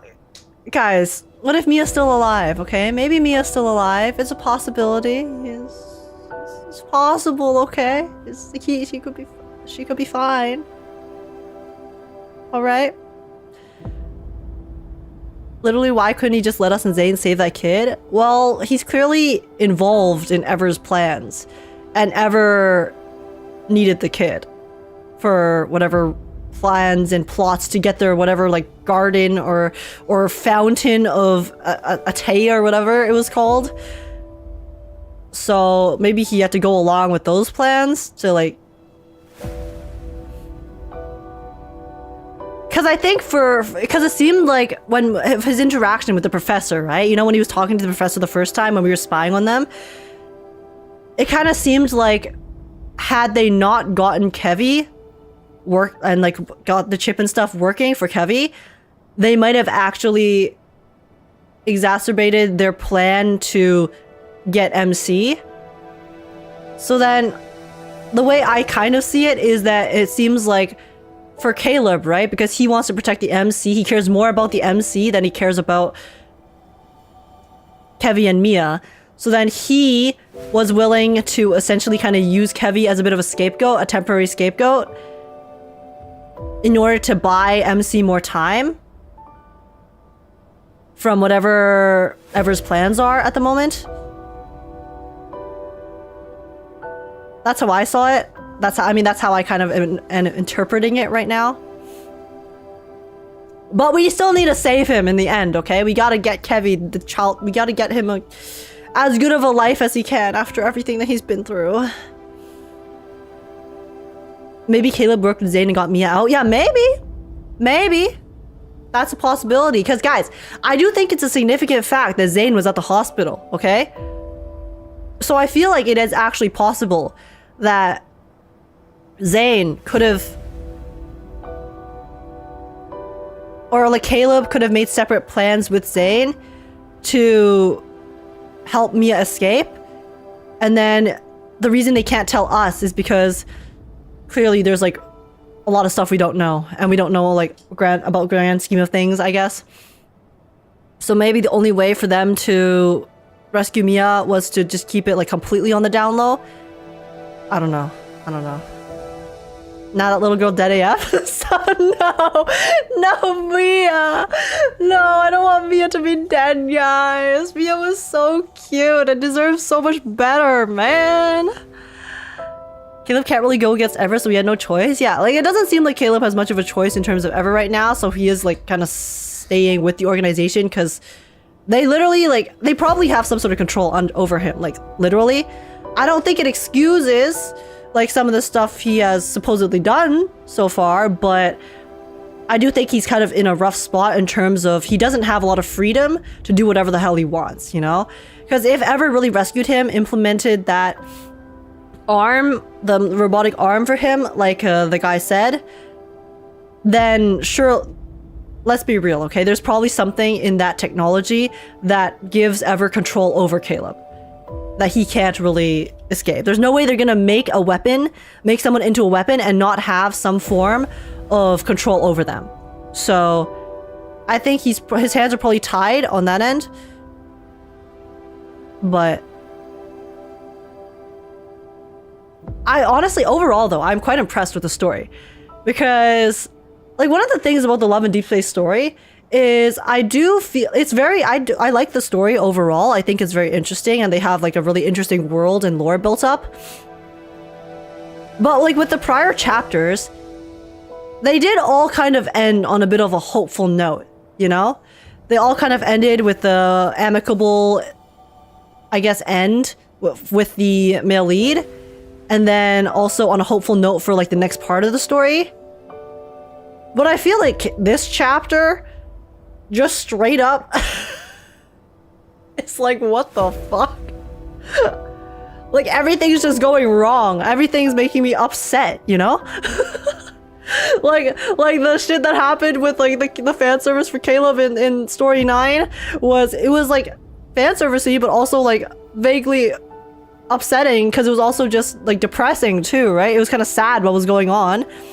And then like in the story 10 is like it's like nothing's been resolved. It's just you're just left with more questions, and now you've learned that Caleb's also kind of like working with the evil people, and so it makes you upset. And so I'm very impressed with the writing.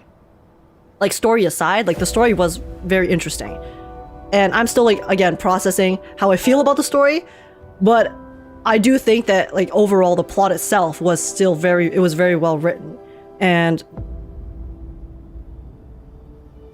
overall pretty interesting, because I think the way that they also wrote the MC's relationship with Caleb, I am in a way actually quite glad that they didn't just brush over how complicated of a relationship that they have. Because again, like Caleb literally, obviously now we know that he's with Ever, so then he couldn't, maybe it's not that he like by choice didn't want us to know that he was alive, but you know, like there's like more nefarious things going on that he's involved with, so he probably was unable literally to inform us of him being alive again. But from MC's perspective, right? While I joked about how she was being kind of slow in this chapter, which in certain ways, it's like, you know, she kind of was, but I can also kind of get it from the MC's perspective, because she has been living with the knowledge that her childhood friend that she cared about so much was dead. And then now they've been reunited, and then but things are a lot more complicated than they used to be, right? Caleb's working with Ever behind the scenes. MC is trying to figure out like what's going on, the truth, and she's also kind of grappling with her affection for him and who Caleb has been and was, like from her memory, and who he is now. And then all of that as well. And I can also understand why she has been more forgiving of him throughout the story, because again, she has lingering affection for him, right? She cares about him as a person. And it's only like at the end where she finally is able to accept just how much has changed since the past. And which is why she's like so adamant to actually like reject him properly, right? So I quite appreciate that, because I do think a lot of the times when you have the trope of, you know, childhood friends reunited in the future, it always ends up kind of like working out because, you know, like it's just like it's supposed to be like wholesome in the end. Even if there's complications, it ends up working out.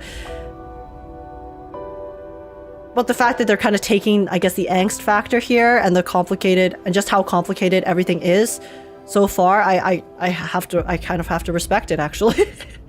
I do. I think they did a very good job of kind of representing that not everything will end in a happy manner, like how we expect it to in, you know, stories. So I think they did a pretty realistic adaptation of how characters who are put in this kind of situation might actually, how the relationship might work out or might not work out in the end. Again, I'm interpreting the end of 9 as, you know, not hopefully just like, you know, like they were just getting their frustrations out, and then after that, hopefully, you know, they just like came to an understanding, I guess, is how I like to see it. Especially with how MC acted in 10, okay? I think that if like something really bad happened in 9, that MC wouldn't be as, I guess, normal to him in 10.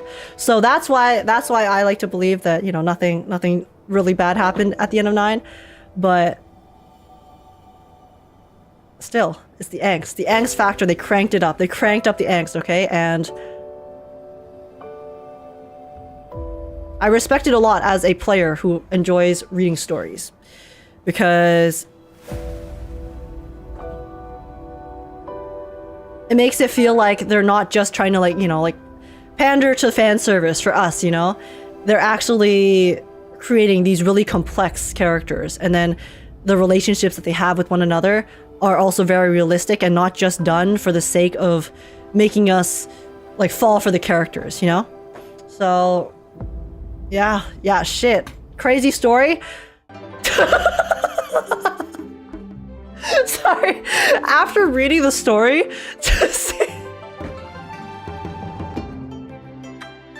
to see him on the home screen with happy music is kind of wild. It's kind of hard for me to see him as just a childhood friend though, because they live together and were raised together. I wouldn't be surprised if there's like familial trust there too, adding to her no-brain decisions. Oh, for sure. For sure. Like, it's a very deep bond. It's not just like... They were definitely closer than just childhood friends. Okay, listen guys. I know we're like coping very hard, like they're not related. But they definitely had a very close bond, okay? When they were younger. So, when you have people that you trust so much and have been through so much for so long, you will always be more forgiving of their actions for people you're closer to. That's just how it is. Which is why I think it took so long for MC in the main story to fully accept exactly, I guess, just how much things have changed.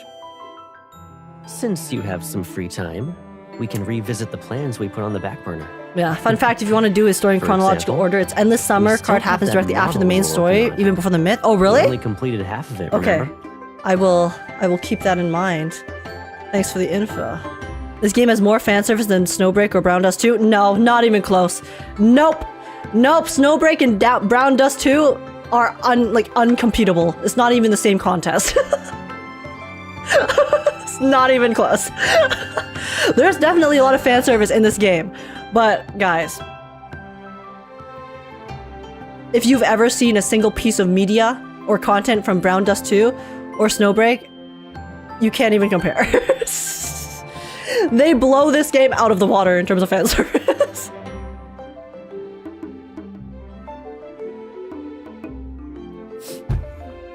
Yeah, very interesting. Very interesting. See, I expected to go into this like just hardcore gooning, okay? With some like cool story. But I'm actually left with like so many like dilemmas, like questions, moral dilemmas, plot dilemmas.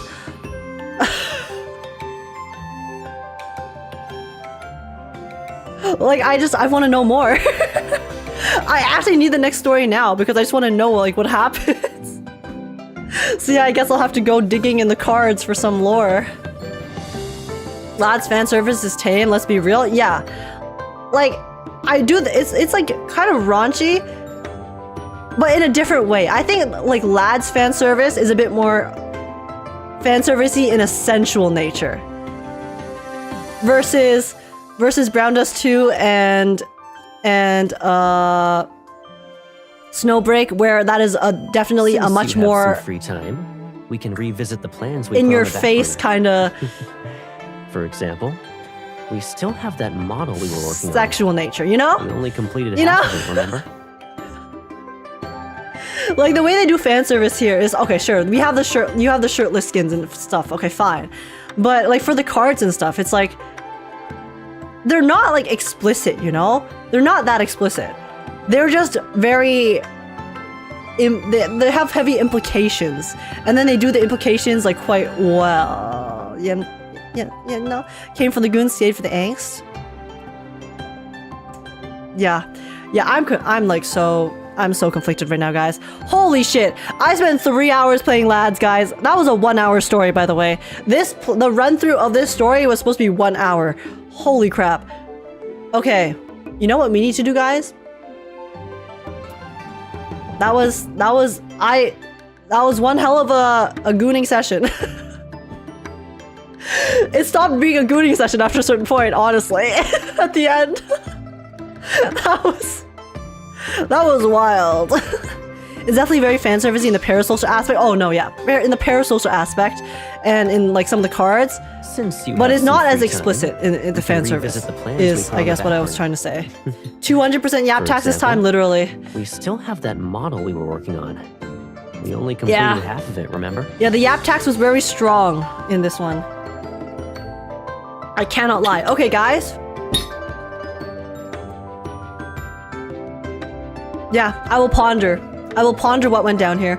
And we will come back to Lads maybe in the future when they add more main story. Cause yeah, I've gotten a lot more invested in the Lads story, guys. I will not lie. Okay, I'm gonna close BlueStacks. Because guys, we are going. It's Wuwa time. We have to play Wuwa. We're playing Rochia's story quest today. So yeah. Yeah, we need to get on that. I spent so much more time on Lads than I thought I would. But hey, it was a good time, okay? It was a good time, even though we ended up a little bit depressed at the end. So yeah. Yeah. All right. Let me swap over. One moment. I will definitely be reading up on Love and Deepspace lore. But okay, let me move you guys over to the other live stream because I do have a separate VOD for the Rochia quest on the YouTube side. So everyone on the YouTube side, I will be moving you guys there. It should automatically redirect you, but if it doesn't, there is the link in the chat for you to click on if you want to continue watching. And yeah, for all the Lads gamers though, that was wild. I really don't know what to say, guys. I need to think about it, okay? I need to think about the story, and then we can chat about it again later. Love and depression. Yeah, love and depression. Love and lots of questions is the general sentiment I'm having with regards to that. But okay, sending you guys to the other VOD. Let's see. So I'll see you, YouTube chat. I'll see you in a moment on the other side. Bye-bye. Okay, let me end that there.